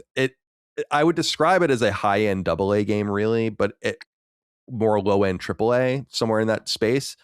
Dustin says that it's, I say it's reminiscent of Stellar Blade, which Dustin says is reminiscent of Nier. So I imagine that's kind of in a sequence of those kinds of games. And I understand why people say it's soulless if you're going into it looking for a very specific thing. But I actually find, much like you do, Hugo, a lot of life and energy in the world. The idea of it is really cool. As I said earlier, it takes place in the early 4000s on Earth. I think it's specifically in Japan, or like what was Japan. There are these enemies that are like bastardized creatures. So backing up a little bit, it's kind of like Horizon meets Scarlet Nexus meets Enslaved. Maybe meets a little bit of Front Mission just in some of the mechanical designs and stuff like that. What's funny about it being very similar to Scarlet Nexus in some of its presentation is that those games were kind of concurrently in development. So one wasn't necessarily influenced by the other, but like this idea of like the post-apocalyptic rusted iron and metal enemies that have flowers all over them and plant matter and leaves. And it's a really interesting aesthetic. And so the enemies, these corrupted enemies are called Malefacts, and they are corrupted by this stuff called the Blight. And I don't want to get too deep into the story because I don't want to spoil it for people, but it's really quite clever because what you basically discover is that there are these robotic creatures called, or robotic entities like machines called golems that are humanoid in nature. And what you discover is that when the Blight occurred early on, people that had means abandoned their biological being and went into these machines to hide from what was going on, but were never able to like extract themselves. And this has been going on for like a couple of thousand years or something. So it's kind of this neat idea about this machine run society where there are humans still, well, like many humans, but the humans are the underclass because they can't afford to escape the realities of this blight infested world that they live in. So they're always in danger while the robots are not in danger of the blight. And so it creates this caste system. And the leader of this group, this post-apocalyptic group, is called the Administrator, and he's like a robot. He almost looks a little bit like what's the lightsaber wielding droid? Grievous, right? Like a little bit, like there's a little bit of that going on with him. And you play as this character Emma, who is this 18-year-old woman, like girl, who uses a katana and she's a warrior or whatever, but she has this special ability where this is where it's kind of the lore. I think the lore is like the strongest part of the game. That's why I'm so surprised when people dismiss it. There's like this, every 100 years there's a new blight, and the blight, only one blight can exist at a time because they like they have this like evolutionary competition of who, like which one will survive. But she can deal with all the different blight strands, which is kind of cool. So she can like employ them in different ways. And there's this, it's just really neat game. This action role-playing game, basically, within all of it. Separated by, it's open world-esque. I would call it non-linear, but it's more like Borderlands where like the spaces are connected to each other, or a Tales game. So it's not a huge map. It's like these locations, these zones. And you have this walker called the Cleanse Walker that looks a little bit like a Front Mission robot, but like bigger, and like you live in it. And it has a pilot, and you like travel with a cook and all of these different things. You have a companion wolf named Ku that fights alongside you. I think one of the things that the game kind of struggles from is it is too systemically deep. I think actually there's a weird tempo to it in that I think there are just one or two too many systems, upgrade systems, cooking systems, crafting systems, conversational systems, relationships to manage. It's a lot.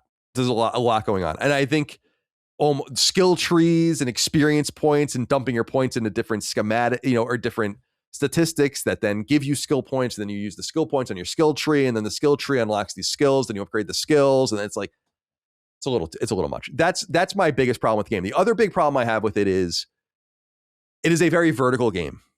It's really cool. If you hold down X, she uses like her hair and like some other like to make these roots that like drive her up. It's got a mild Spider-Man kind of quality to it because she can like swing and do all this kind of stuff.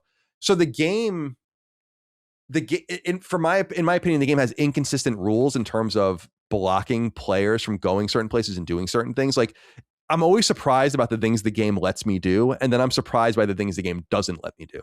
Right, so for instance, like I'll jump up and I'll keep jumping and I'll end up like on the top of a mountain, and lo and behold, something's up there. Like, but then then there'll be like a big gap in a bridge, and I'll try to jump it, and there's just a wall, and it just fall. And I'm like, well, why can't I do that? And I keep asking myself that as I play the game. I'm like, why can't I do this? Why can I do this but not that? Why can I do that but not this? And that's my big complaint with it. I can tell you that is not. I haven't played this game. That is the type of thing that will knock a great game down to an entire 10 points for people. That feeling of like inconsistency and not really like having rules communicated to the player in ways that are like consistently applied, like that ruins a lot of things that are otherwise good. Like I think about like games that I played before where I'm asking, it's like, why can I do this? But that was what the fuck was? Oh my god, that game, the monkey one. Black Myth. Black Myth Wukong, right? Wukong. Yeah, that was like that. It was like there's so many invisible walls in that game, and I remember feeling like a similar thing where it's just like I'm a monkey, I can't climb this. Like why? Like I don't understand. Like this feels like inconsistent, and it completely pulled me out of it. It's like the people always make fun of it, like a Resident Evil. It's like I can't go through this door. There's a mattress in the way. You know, right? It's like you can deal with that like every once in a while, but yeah, this game has a lot of that, and it's what's strange too is like the verticality is kind of sometimes I can jump off of a thing and just land, like I can just fall for seconds and land. Then other times I'm like, why I jump and it just resets me back to where I was. And I'm like, why can't I jump there? Why can I be in this water but not this water? Why am I drowning here but swimming here, or like walking through the water here? Like there's a lot of that. Yeah, that to me is because I've read some of the criticism of the game and it's like a lot of lack of enemy variety and all the rest. I have seen that already, but I'm like 15 hours in, so there's a lot more to see. I don't know where it goes, but that's fine. But to me, I'm like, this is the big sticking point to me is in terms of the gameplay. But I want to say these are minor quibbles. They're not minor quibbles. It's certainly not game of the year. But I do think it's really good, and it's fun to see Game Freak do different things. They don't, there's like what was that 3DS game, Dustin, Harmo Night, that they did? Remember that game? No. They very randomly, rarely ever do anything. Right. We talked about Tembo recently, right? Like it's so rare for them to do shit. And so like it's cool to see outside of Pokemon for people that don't know what I'm saying. So from that perspective, it's exciting. And I think this game has a lot of style. Some people are saying it's like reminds me of Studio Ghibli or whatever, and like Princess Mononoke. And I'm like, not really. It's like a samurai girl with a dog. I mean, that's about the biggest connection, and it's Japanese. I mean, that's the biggest connection. But yeah, I think it's you do shower with your dog. Well, okay. What do you mean? You can literally, when you take a shower, like you go in your little home, the ATST kind of home, and then you just go to the shower and you press X, and then you and the wolf get in the shower together.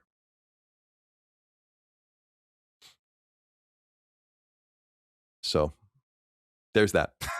Also, I love how, so it's like, this, Micah thinks this is really funny as well. The driver of your craft is this human character. And everyone's got like interesting names, or at least like little, like Emma's not so offbeat or whatever, but you have your dog's Koo and this and that, and the enemies are the Nushi. But then your driver's name is Brad. We just thought that was funny. Not because we know a Brad, but just like it just seems like such a weird name for a Japanese game to yeah, it's like Christopher just being that's very weird. It's like, you must beat the Malefax and the Nushi and rid yourself of this curse. Go talk to Brad. Go talk to Reggie. Yeah, go talk to yeah. So I recommend it. I really do. I think it's a good game. I'm not very far in it. I'm in the third zone. I am trying to I want to be judicious with my time, so I'm just kind of playing it blind. But then I'm going, after I'm done with an area, I'll just go and look at a map on the internet to see if I missed anything, and then usually I haven't, and then I just move on to the next spot. I'll miss like a campfire or something. It's very Souls-like in that regard, where you like use campfires, and then if you opt to heal yourself and save, then it regenerates everyone on the map and all the rest. So yeah, it's out there. I don't think it's doing very well. It doesn't seem like anyone really gives a shit about it, but I like it. All right. 6 questions, comments, concerns, thoughts, and ideas to end the show as we always do. Patreon.com/laststandmedia for your inquiries on the thread on the newsfeed each Wednesday. Deleted Thursdays. We'll hear from 6 of you now, and if we've heard from you throughout the show as well. We'll begin with Zugdar, who says, howdy. With all the discussion on digital license management, I have a thought experiment to consider. What would your digital rights bill of rights be? If you were working for the ESRB, what would be proposals you would have that would show consumer friendliness but not fully involve government action? Or as a government, what would be a tangible requirement you would pass into law? I think we have a lot of feelings on the idea, but I don't hear actionable thoughts. Well, to be clear, the ESRB is not what this model would be. We talk about the ESRB just in that it was created under government threat, which is, I think, what this new thing we would have created would end up being. So to underline my own point of view, because I think some people are confused about this, I don't necessarily want the government to do anything about it. I want them to threaten it as an actionable thing and saying, like, you have X amount of time to figure this out on your own, or we're going to come back and revisit this. That's how the ESRB was made, as we know, and it worked out great. And the ESRB serves an exceptional function, and it's completely operable. And in fact, it's pretty ironclad. Like, the publishers and the hardware manufacturers are so on board that you literally can't publish a game on their platforms without an ESRB rating. So you want something similar that everyone buys into, a covenant, as it were. Pardon the pun, because we've been talking about Halo recently. Dustin, what do you want in a digital bill of rights? How simple or complicated should it be for you? Well, I mean, there's a few things. A lot of things we talked about on Monday, actually, on the stream. But like, I think first of all is that you should be entitled to whatever you purchase, regardless of your standing on the network. So if whether it's rightful or not, let's say even not, like if I get banned on PlayStation Network because I was in a solo round of Marathon and I said a slur, like that guy that wrote it. Yeah, that's rough. And let's say I got banned from PlayStation. I think I should still be entitled to all the things I purchased on that store. I use the example, and people really like this on Sacred Streaming. That's like, if I main level games, our friend Evan over there, if I go in and I don't know, I punch him in the face and he bans me from the store, that's totally fine. But that doesn't give him the right to come and take everything that I've ever bought from him. Right. Agreed. Agreed. So I think that should be true with digital goods as well. Another thing is the ability to pass on your digital goods in the event that you die in some way, or like an account combining thing. Because like if I die today, tomorrow, whatever, I guess Holly would have access to my account, but it would only be on my account. Like there should be some way to pass things on, if that makes sense. Yeah, I agree. I fundamentally agree that like the foundation of it should. I love what you said about Evan, right? Like, yeah, once the transaction has occurred and you're outside of any reasonable, like the game doesn't work, like a discount kind of thing, a scheme like Steam would have, where it's like you played it for 2 hours or you waited X amount of time, it's final. And the transaction needs to be retrievable at that point. Yeah. Yeah. What would you add to this, Chris? I really don't know. I think the one thing that I was thinking of was like, there's games that I think about, some of the PC games that I own that for whatever reason I can't get into because there's like some weird DRM thing or like there's a check that needs to happen with a service that no longer exists. Like this is a couple of games that I have this issue. Particularly stuff that's linked to older launchers like Uplay and stuff like that. Like there are games that they just kind of lock you out. In my opinion, if you're gonna stop service for these things, then there should be like a universal unlock, to the point where I actually think it should extend to the fact that you can like proliferate this at this point. Like it should be like almost like an MP3 where it's like, all right, well, if you're not even going to allow me to authenticate the copy of this game that I legally purchased, that I have owned forever, that you're just arbitrarily like revoking from me now, like that shouldn't be possible. In fact, if you are going to do that and remove the ability to authenticate, these things should be then unshackled and then be allowed to, you should be able to burn and copy and do whatever the fuck you want to it at that point. That's a very hyper-specific thing. Not a lot of games have that problem. A lot of PC games on disc have that problem, where like there's a code that needs to be authenticated and the service is just no longer around. This is true for games like from the late 2000s, early 2010s, and even like mid 2010s. Some games have this issue. But I have some titles that have that issue, and I'm like, this is fucking ridiculous. Because I bought this, I own this, and I own the license to it. But like, that's still kind of insane.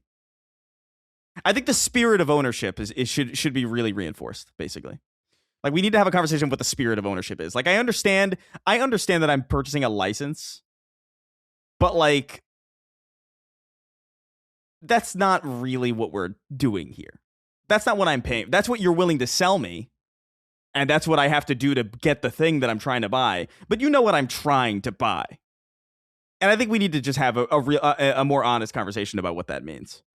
And more honest terminology. Yes. I think I've been thinking so much about this, obviously. And I think a lot of it, like it comes down to the stakeholders and licensing, and making the licenses irrevocable and transferable, I think, are the words that I've come up with. So, and again, it might just be a thing of moving forward, like certain things, certain games, certain films, certain music, whatever is just not within this new covenant because of different rules, but that we try to get as much into this new style of this new approach of how we're going to do things. And I agree with what you were saying completely, Dustin. Like, companies have a right not to serve you.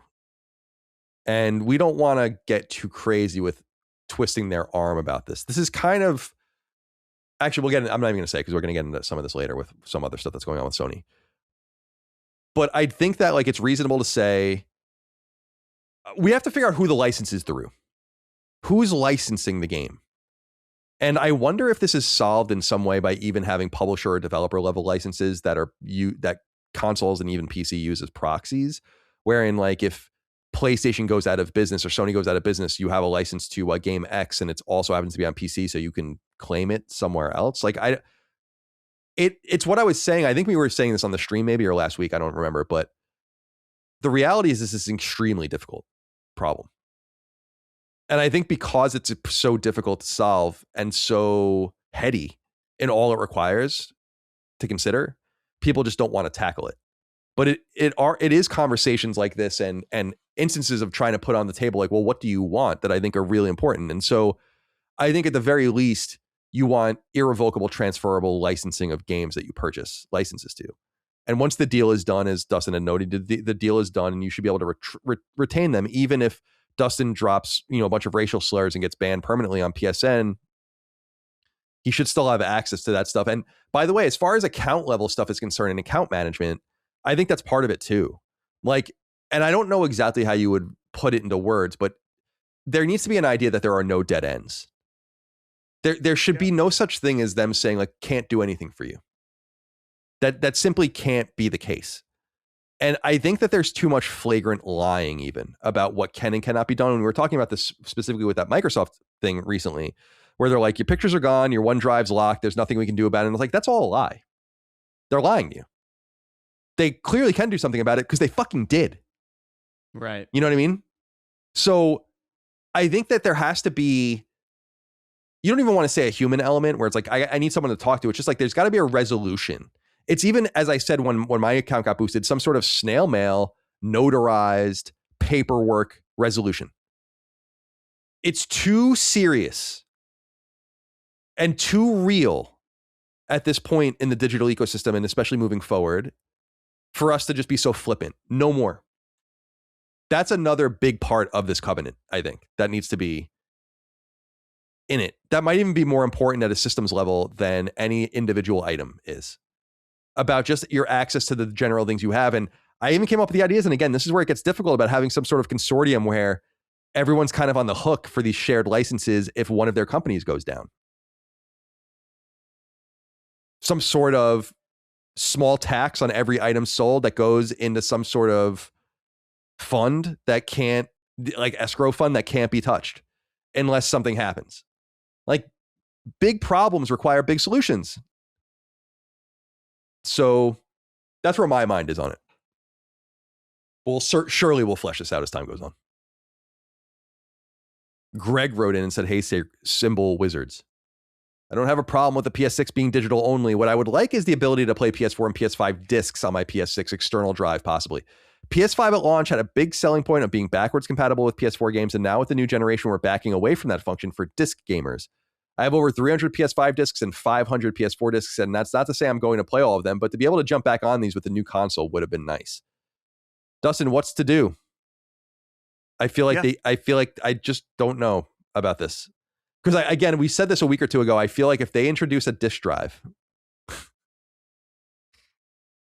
then people are going to be like, well, just make the fucking discs. Like, it's Blu-ray. It's a Blu-ray drive. There's nothing particularly unique or special about it. You know what I mean? Right. So I just feel like that's a danger for Sony to even acknowledge doing that. Unfortunately, we have a console for you if you want to play PlayStation 5 games. Right. Honestly, I understand that conundrum, but it would be a reasonable compromise to me, in that it's like, okay, we're out of making discs. We know that now. They've already said so, that they are done. But you know, my biggest issue during this whole thing, maybe not my biggest issue, but a main thing is just like, what about my investment?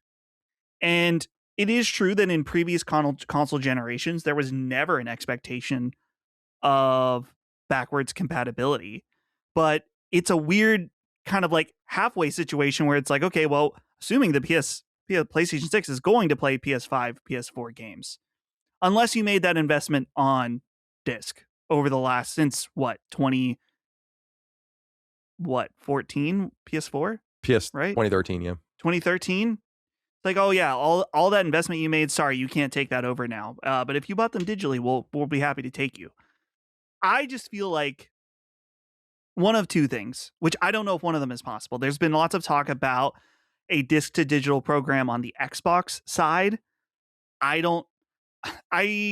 was talking to Pork about it at one point, and I was trying to research a little. Like, apparently some Xbox discs, like Xbox Series discs, and some Xbox One discs, maybe all of them, I'm not sure, but because they were planning on that DRM version of the Xbox One, they have unique disc indicators on them on the inner ring.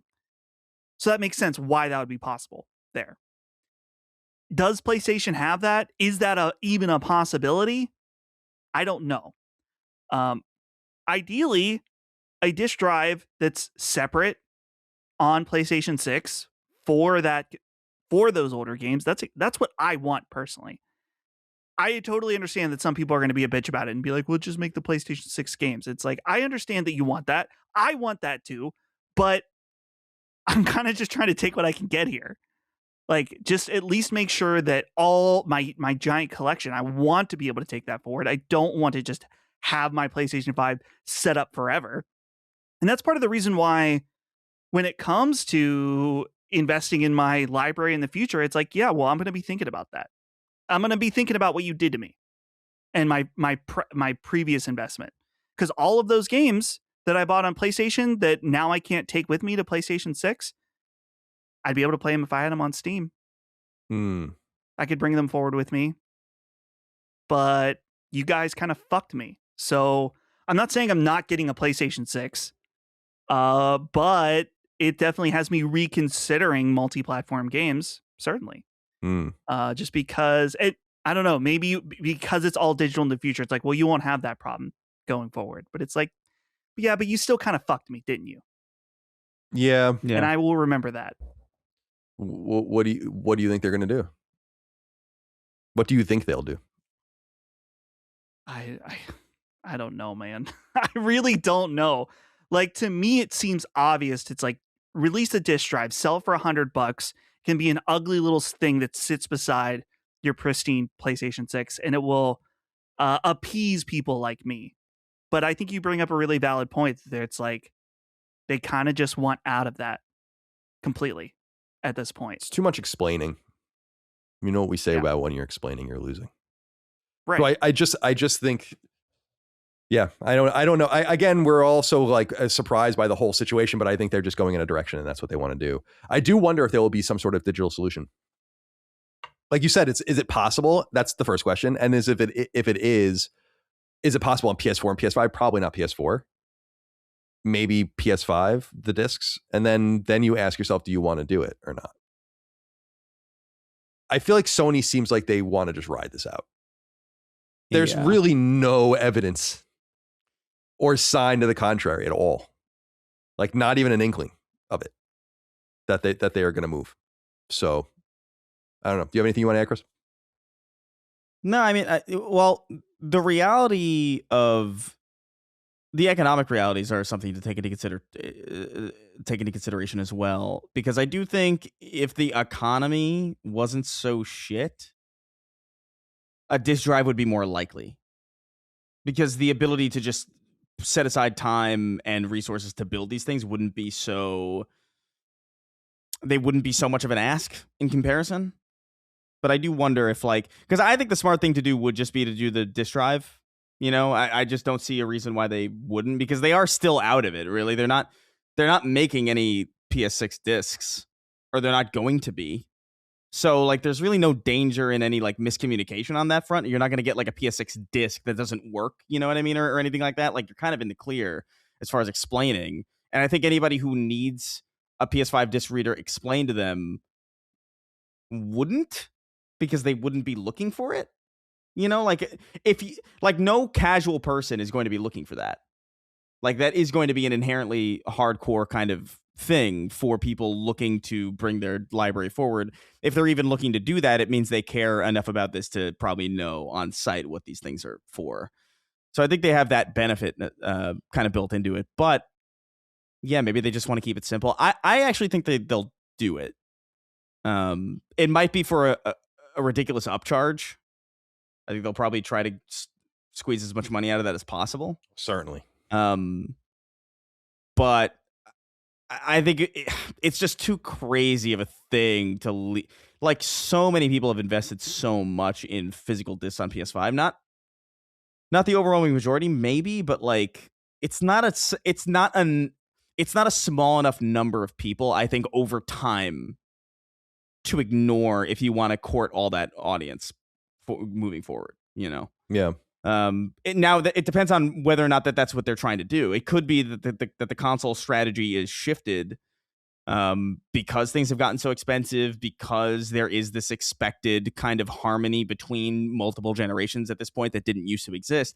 It could be that the goal, instead of getting everybody to switch over to PS6, is just, we're going to make a really hardcore machine for really hardcore people. We're going to sell it for a lot of money, and the people who want to be a part of it will be a part of it, and we're not going to sell it at a loss. And we're not really concerned with bringing people forward, because as long as people stay on PS5, they're still kind of in our ecosystem and contributing anyway.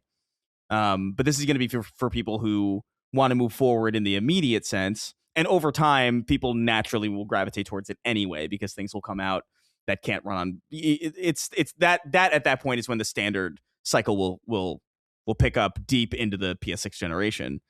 And maybe that's the strategy. Maybe they're not even necessarily looking to bring all of the disc people forward. Maybe they're just trying to build a premium bespoke machine that is more powerful, but not all that different, to bring enthusiasts and tech people out. Now, I don't know. I don't even know if that necessarily makes sense. I just know that the old strategy of expecting everybody to jump over and abandoning your old hardware, like that's dead in the water. Like that's not a feasible thing to do anymore. And so naturally your thought process between generations has to shift. And I think we kind of got a bit of a half measure during the PS5. I think we got that whole we believe in generations thing, which obviously no. Yeah, not I mean, really. Yeah. They ended up backporting things for the first time in probably ever that I can recall.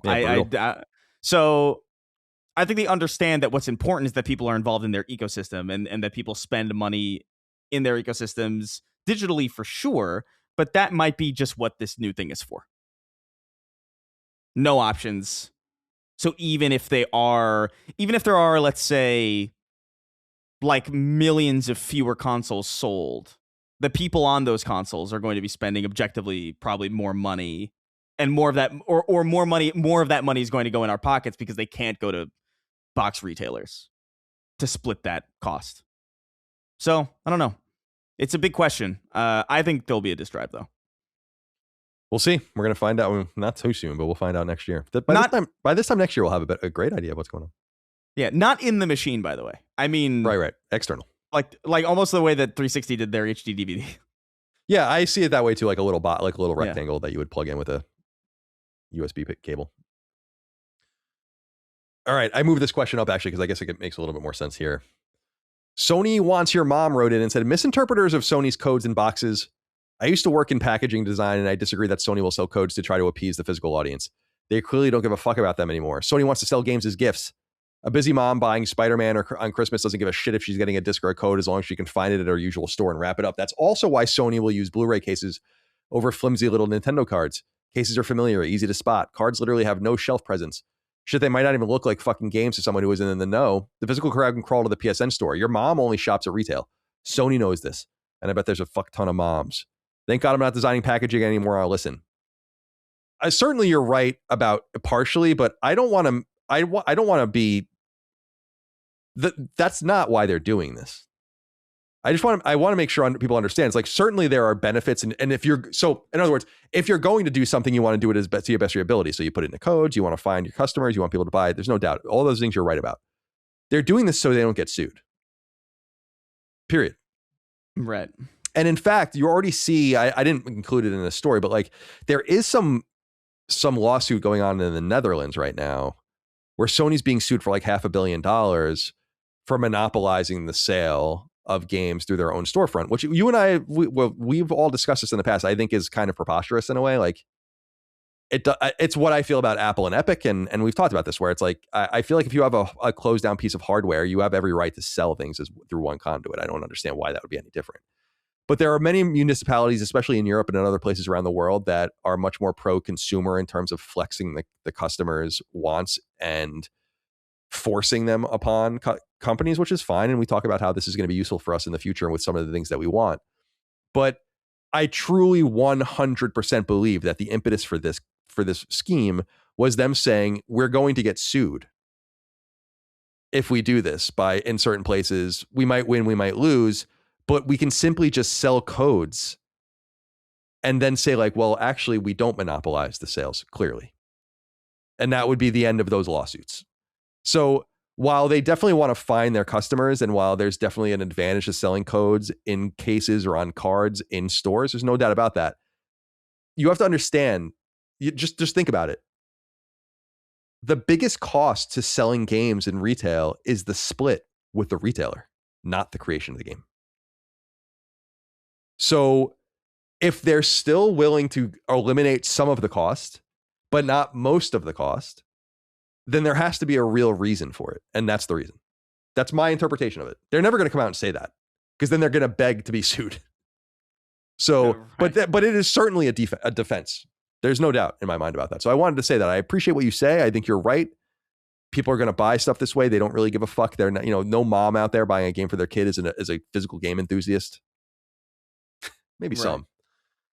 So yes, good point. But I want to be clear that the code thing is to defray lawsuits, and when this thing, if it goes forward in the Netherlands and in other municipalities, that will be their defense. And then you'll see. We'll be like, any of our partners can sell their games on card in cases on Target and Walmart, and anyone can do it. We're not forcing it on anyone to do anything. They're not stupid. They're annoying. It's two different things. D-Rock wrote in, said, howdy doody boys. One thing I love about RPGs is visiting new towns. Seeing the new landscape, meeting new NPCs, advancing quests, hearing the new music, and visiting shops all lend to the feeling of grand adventure. Do any of you feel the same way? What are some standout locations that have stuck in your head after all these years? Doesn't necessarily have to be from any RPG, of course, as many different genres have awesome spots. Two of my favorite towns of recent memory are Port Brilehaven in Metaphor and Cosmo Canyon Village in Final Fantasy VII Rebirth. Where are you on this? Doesn't anything come to mind for you? The number one thing that came to mind for me was Traverse Town in Kingdom Hearts. To me, it's like the quintessential. I don't know about quintessential RPG town, but it's like the nostalgic town. It's got great music. It's kind of where the game really starts to begin. And I hear the music to it today, and I'm like transported back to being in second grade, playing Kingdom Hearts for the first time. So I'm trying to think if there's any other ones, though. Shout out Traverse Town. Yeah, Traverse Town. I mean, Colin, you know about it now. Yeah. You get to know your way around it. It's funny. Mm-hmm. That's what I love about... There are certain examples of towns that are really memorable for me. I always think of Mysidia in Final Fantasy IV. That's like the wizard's town. And the music that plays when you go there is awesome. And I love Porum and Palom. Those are like my favorite characters in Final Fantasy IV, so that's where they're from. Narsh in Final Fantasy VI, like the first town in the game, like the industrial mountain town, is very notable for me. There's a lot of different places, but I do agree with what he's saying in the main of like finding the new location, having respite, going to the inn, healing, getting that save in, exploring the weapons and armor shops and the accessory shops and the item shops, seeing what's there. When I was a kid, I used to even write down things in pads of like, these are the items I want. This is how much everything costs. And now I got to go grind out this amount of money. Speaking to all the NPCs, I had recently shouted out Beast of Reincarnation for doing a very small UI quirk, which is putting a check mark next to a UPC when you're done talking to them, like when they have nothing left to say, which some games do, but many games don't. Oh, that's nice. So always like repeat talking to everyone, seeing if anyone has anything new to say, doing side quests, getting your new instructions for your new quest or whatever, the new leg of your quest. There is something very satisfying about finding those locations in games. And so that just resonated me with a lot. Anything come to mind for you, Chris? I mean, I'm definitely less of an RPG guy, but the town that comes to mind, which is like it's a really basic answer, but like Whiterun sticks out to me. Just because I remember that being such a big deal. Like I remember that like in Skyrim. I just remember like, oh, that's like the first spot, right? It's the first yeah. It's the first place you go, and it's got like the big wall around it. It's got like that kind of vertical kind of climb up to the castle. It sticks out to me just because it's like I remember that feeling of being like, oh, this is distinct. And what's interesting about it is like there are games that I have played since then that have towns integrated into the open world. Like I think about like Zelda or Breath of the Wild, where like typically like in older Zelda games, like these towns would have been like their own levels, but like in Breath of the Wild, they're just kind of like naturally placed. And there is something cool about that, but like there is something about a game like Skyrim when you're in the overworld and then you walk through the big doors, and then there's like that loading screen, that layer, and it's like now you're in the town. There is something about that works to separate in a way that actually I think doesn't necessarily harm the immersion of a game. Like, as you kind of feel like, okay, I'm in this town now. And then when you leave, like now you're in Skyrim. Whereas opposed to like, I remember feeling in like in Breath of the Wild, as much as I like that game, I remember feeling like this just kind of feels like a bunch of buildings like thrown into a place. It doesn't feel like its own, like it's telling me I'm in a town now, but like it doesn't really feel that way because there's no separation. And I remember that feeling like, oh, that's not the feeling that I thought I would get. In fact, I thought it would be the reverse. That the loading screen would be like the immersion breaking part of it. Right. But in reality, from my brain anyway, it's actually somewhat of a reversal. But yeah, I mean, that's the one that sticks out to me. The Citadel also in Mass Effect 2 sticks out to me. The Citadel. Oh, those fucking elevator rides. Yeah, the elevator rides and like the white. I just remember, like, yeah, these are the ones. These are the places that stick out to me. I haven't played too many RPGs or delved deeply into too many of them, but those are the ones that stand out. Mark M wrote in, said, "Hey boys, I don't understand why so many people feel the need to defend some of the wealthiest companies in gaming nickel and diming their fans, e.g. the Grand Theft Auto 6 Netflix reveal. I understand that decisions like these make sense, but for fans, they suck. Not even a Rockstar fan, and I feel bad for the diehards who don't have Netflix after years of waiting. When I go to Disneyland, I expect a better experience than when I go to the airport. Catching Snow White smoking a cigarette isn't a big deal, but it sucks because what's the point of Disneyland if not the experience? Gaming is the same. I want things to be fun, enjoyable, and player focused. I understand there will be give and take here, of course. Someone has to keep the lights on. I just don't understand why so many of the commentary and player base now talk more about like armchair executives and shareholders than players and fans." Let's stick with you, Chris. What do you think of that? I mean, I kind of understand. I don't think it's necessarily that there's a defense going on. It's just that you kind of have to understand what's going on or why certain decisions are made if you're going to offer any meaningful criticism. I think, like, if you're just kind of coming at it from, I don't know anything about the executive space, I don't know anything about, why they might be making the decisions that they're making, I just have a problem with it and I'm going to yell about it. Like, you could maybe get, you'll probably hit on some things that are true, and it's probably not even that necessary that you understand where they're coming from. But I do think it adds validity to your commentary if you just kind of can sit in their shoes for a little bit. Not in an empathetic way, just in a way to understand like why things are happening. Doesn't mean you have to be a fan of it. I think it's dumb personally. Like, I don't, especially because I just don't believe.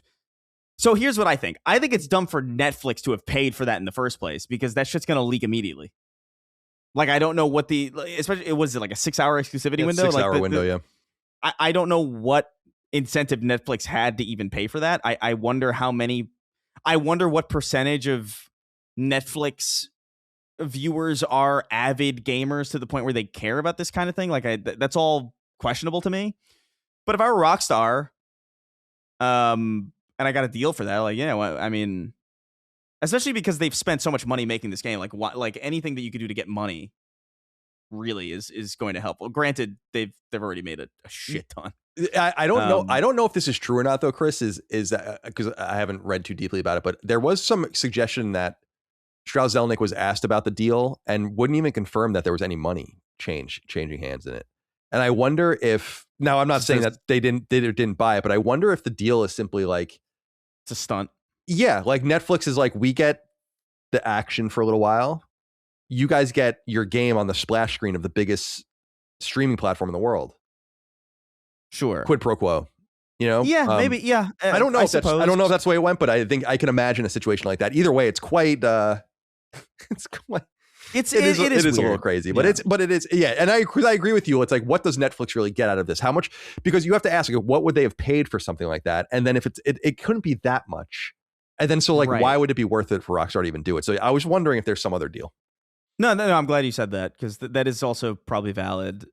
I don't know. I just think it helps to know. It just helps to be able to sit outside of yourself, even if you don't necessarily agree with the position that you're trying to inhabit or trying to understand, just to have a more nuanced and more grounded in reality, or substantive, I should say, critique of what it is that you're trying to talk about. I think there's value in that. I don't think everybody has to do it, but I do think it's a smarter way of engaging than just kind of going off of gut reactions. Although your gut reaction might be right. Yeah. I think, Colin, that it's definitely, from a marketing perspective, like, it's annoying that, like, the idea of like, oh, the commercial is paywalled for 6 hours is, from that perspective, yeah, it feels really stupid. But I do think that you're right about the fact that Netflix is the biggest streaming platform. And this is the game that applies to everyone. You know, this isn't a bubble game. This is beyond, like, well beyond even a normie ball and gun gamer type game. This is the game that like some guy that he's like, oh, I played GTA 5 when I was college. I really liked it. He's not tuned into the gaming sphere. He's not even going to see it on YouTube pop up for his algorithm. But he does log into Netflix every night to watch a show. Yeah, it'll be splashed. And all then over suddenly it's in his face. And he's like, oh, they're making another Grand Theft Auto game. And that's actually coming. Or maybe he heard about it. He's like, oh, maybe I'll check that out. Maybe I'll get a PS5 for it. It is. Maybe I'm back. That's exactly right. And it's funny, man. Like, we talked a little bit about on the stream, I believe, Dustin, earlier in the week, but this wish casting and this idea, it reminds me a lot of what was going on with the Odyssey. It's like, if you're going to make your entire personality this game not doing well, you better fucking get a different personality real quick, because you're setting yourself up for disappointment. I just don't know what else you want me to say. You're going to be fucking blown away when you see how well this game sells. And I wonder when they're going to say, when they'll even reveal data. It might be after the first day. We'll see. I understand what Mark is saying, but I do think there is an instinct in certain circles to assume the worst about everything and to seem to want the worst to be the truth. And it kind of gets away from reality a little bit for me. So the way I would say it, Mark, is I really just try to shoot from the hip, right? It's not even really the right way to put it. I try to shoot straight. I'm not telling you what I think you want to hear. I'm certainly not kowtowing to any corporation of which we have relationships with. None of them, you'll remember, in any meaningful way. I don't get money from any of these companies. I think that, like, when I say something, it's because I believe it. And that's a hard thing for some people to deal with, because they want things to go into this singular direction. But in fact, sometimes the companies are right. That's just reality. We don't have to like them. We don't have to like that reality, but we do owe to the audience to acknowledge that reality. And the Netflix thing is a mountain out of a molehill. Like, not only did Chris say it, it's going to leak immediately. There'll be people live streaming it. So like immediately it'll leak. Yeah, but it'll be on Twitter moments in moments. You won't even have to wait. Yeah, but even if it wasn't, even if it was some sort of lockdown thing, it's 6 hours, and it's an ad. It's a fucking ad. It's an extended look at the game, but it's advertising. I just think you have to, like, kind of calm down. And you said it too, Chris. It's like, is it that big of a surprise that they're going to wring the fuck out of this thing for money? By the way, everyone was asking, when are you going to show it? When are you going to show it? When are you going to show it? How are you going to do it? What are we going to see? Where will it be? It's like, here you go. Yeah. This is not what you asked for. For me, I think that the mystique of never showing it, I love that. And they would never do that. I know. I get it. I know. But I love the mystique of them saying, like, nope. No, we're not going to show it. Yeah. Even the commercials, like 15-second spots during football, Sunday Night Football, whatever, just the logo, the date. That's it. Generally, I don't know. I think people have to be, what's the word? You're probably not going to find a more anti-corporate person than me, probably.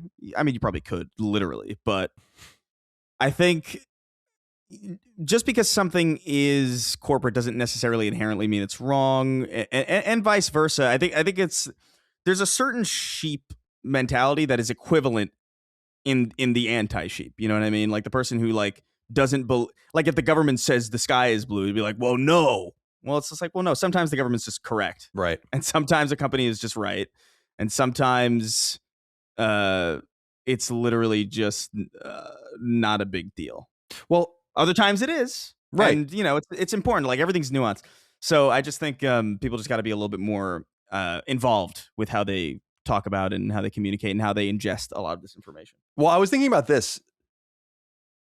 ESPN, I don't know why they do this, but you'll know, because we've talked about it so many times on the show. During Monday Night Football, occasionally they'll just be like, during the second quarter, there's going to be a fucking commercial for Star Wars, you know, something like that. And it's like, well, you have to pay for ESPN. You don't just get it. No one is busting anyone's balls about them working with these different networks to show a commercial at a certain time or during a certain broadcast. They could show it to you whenever they want. They can upload it whenever they want, but they don't. What is really the difference? It's just people got to calm down a little bit, I think.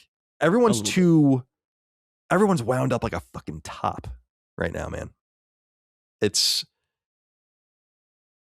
It'll be fine. This is a game we should be excited about. I don't want to say we should be celebrating it. We'll worry about that when the game comes out and we play it.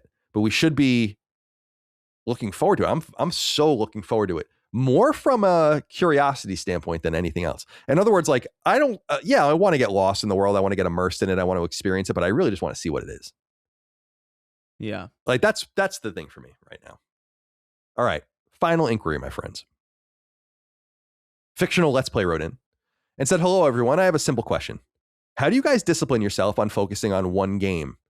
With so many constantly coming out, I can't help but start one game and then constantly switch to something else.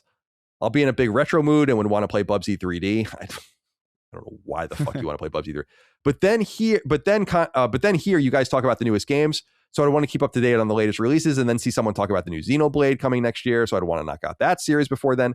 I want to play everything, but because of that, I never get far into anything. Any advice? This is an interesting question, isn't it, Dustin? Yeah. Here's my own take on this, and I'll leave it to you guys. I typically try to split my time between no more than 2 games at a time. And if there are 2 games, they have to be different. Fundamentally, often 2D and 3D is what I try to do, but sometimes they can be 2 2D or 2 3D games. I think that coming to, you don't want to put any hard and fast rules on yourself necessarily. I've done this to myself, but there are just certain things, as I've said over the years, where I acknowledge, I'm like, I'm never playing that. It's just, right. It's just too much, man. It's just, you have to come to it. It's why I don't like this whole backlog tracking thing. It's like, you got to at some point accept that you can't do it. You are setting yourself up to be disappointed and to be annoyed.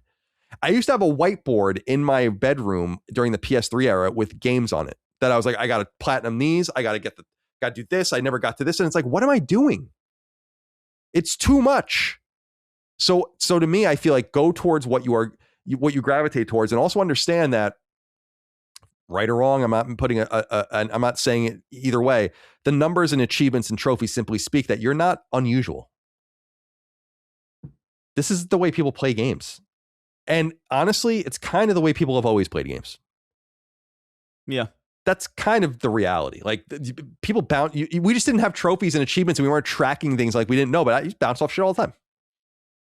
So I think you just gotta be where you want to be. And I think you have to have realistic expectations that like you want to catch up with Xenoblade. Well, if you want to do that, that's hundreds of hours. What is that going to be, like 500 hours of your life? I mean, if that's what you want to do, that's probably half of your year. That would be like half of a hardcore gamer's year. Is that what you really want to do? If so, then understand that comes at the sake of X, Y, or Z. It's that simple.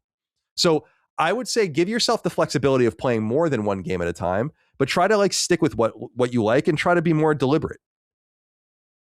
That's all. But you're going to do what you do. I used to buy games and not even open them. So. Oh man, it's crazy. What do you got? Any insight for him? No, not for me. No, I bounce off you're shit not all the right time. person to be talking about. I love my favorite, like, because I play games because I like interacting with the software that these people have created, and I like feeling like the different. Because to me, even just the ways that people like identify with the emotions of like a narrative in a game or like a story in a game, like I feel that way, but with the gameplay and what emotion does the swing in Spider-Man feel like? You know what I mean? Like that's the emotion that I like, or that I care about more than like, oh, this line delivery or XYZ. You know what I mean? Like, so I play games for as long as they're entertaining to me and for as long as I get emotions out of the gameplay experience. And then like sometimes something else will come out and I'll bounce off and I'll come back. I'm still playing Grand Theft Auto San Andreas underneath all this stuff that I'm kind of fucking around with. So I always generally have like something consistent that I try to work through and I try to finish. But in the meantime, I'm kind of, I don't know, dude. I was playing Super Meat Boy last night, like out of nowhere, like, you know what I mean? It's just like, so I bounce around a lot, and I I find that it helps to just have at least something that I'm working on in the background as like a foundational kind of like a bedrock game. It's like, yes, I'm making progress and I'm slowly chipping away through that, and that's the commitment game.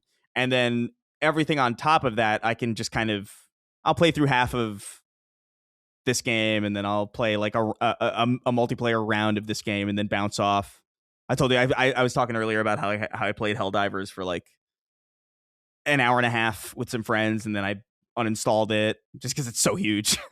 And then I went back to playing other things. So it's like I think having at least something that you're working on, right, as like a baseline is like a good.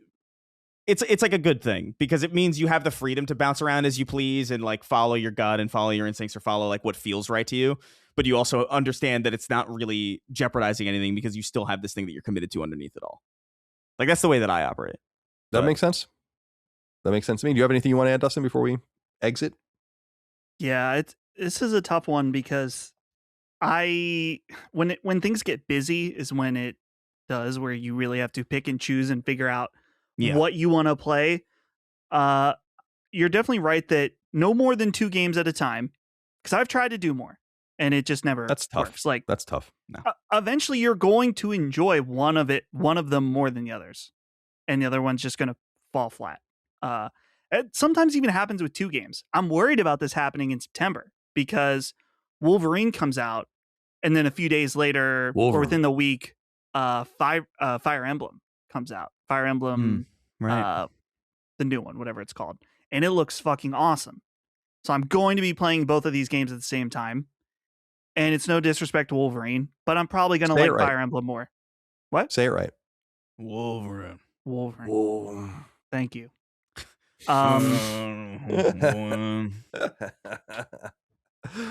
I don't know what I was saying. Sorry. So, it was worth it. Was it worth it? Fucking no. EMP'd this man. I'm sorry. I apologize. My fault. I apologize. September's gonna be the big one, man, because like that's gonna be like there's so many things on top of each other that like there's definitely just gonna. And I agree, like definitely, like you can't have 2 committed games at the same time. Like you cannot like be working through 2 games consistently. Like that's crazy. I don't know what I'm gonna do, dude. Like, next month we should probably try to strategize a little bit. Yeah. Like what are we? Because there's gonna be stuff all over each other. So like what are we more likely to like? What are you looking more forward to in 1 week that I might? You know what I mean? Like that's not a bad idea. Because it's the thing that really sucks for me is that when Capcom pushed Onimusha up, it put it right on top of Dawnwalker, because before they were gonna be really separated, and those are the 2 I'm most excited about that month, and they're coming out a day apart. So I think I'm gonna play Dawnwalker first, and then probably go into Wolverine, and then probably go into Control, and then I'll probably have to get back to some of the shit that I missed in October, because things will slow down at that point. But I don't know. I don't know. Like I don't want to say I'm distressed about it. That's a little dramatic. But it's like a thing that's on my mind where I'm like, what are you going to do? Like, this is a fairly unusual situation. Not that there's a lot of games coming out, but there's a lot of games speaking specifically to me, where I'm like, this is a tough, I've been waiting for this month. I think that I have to go back to the list. I think there's 6 games in total that month. And it's like, wow, that's a lot for me.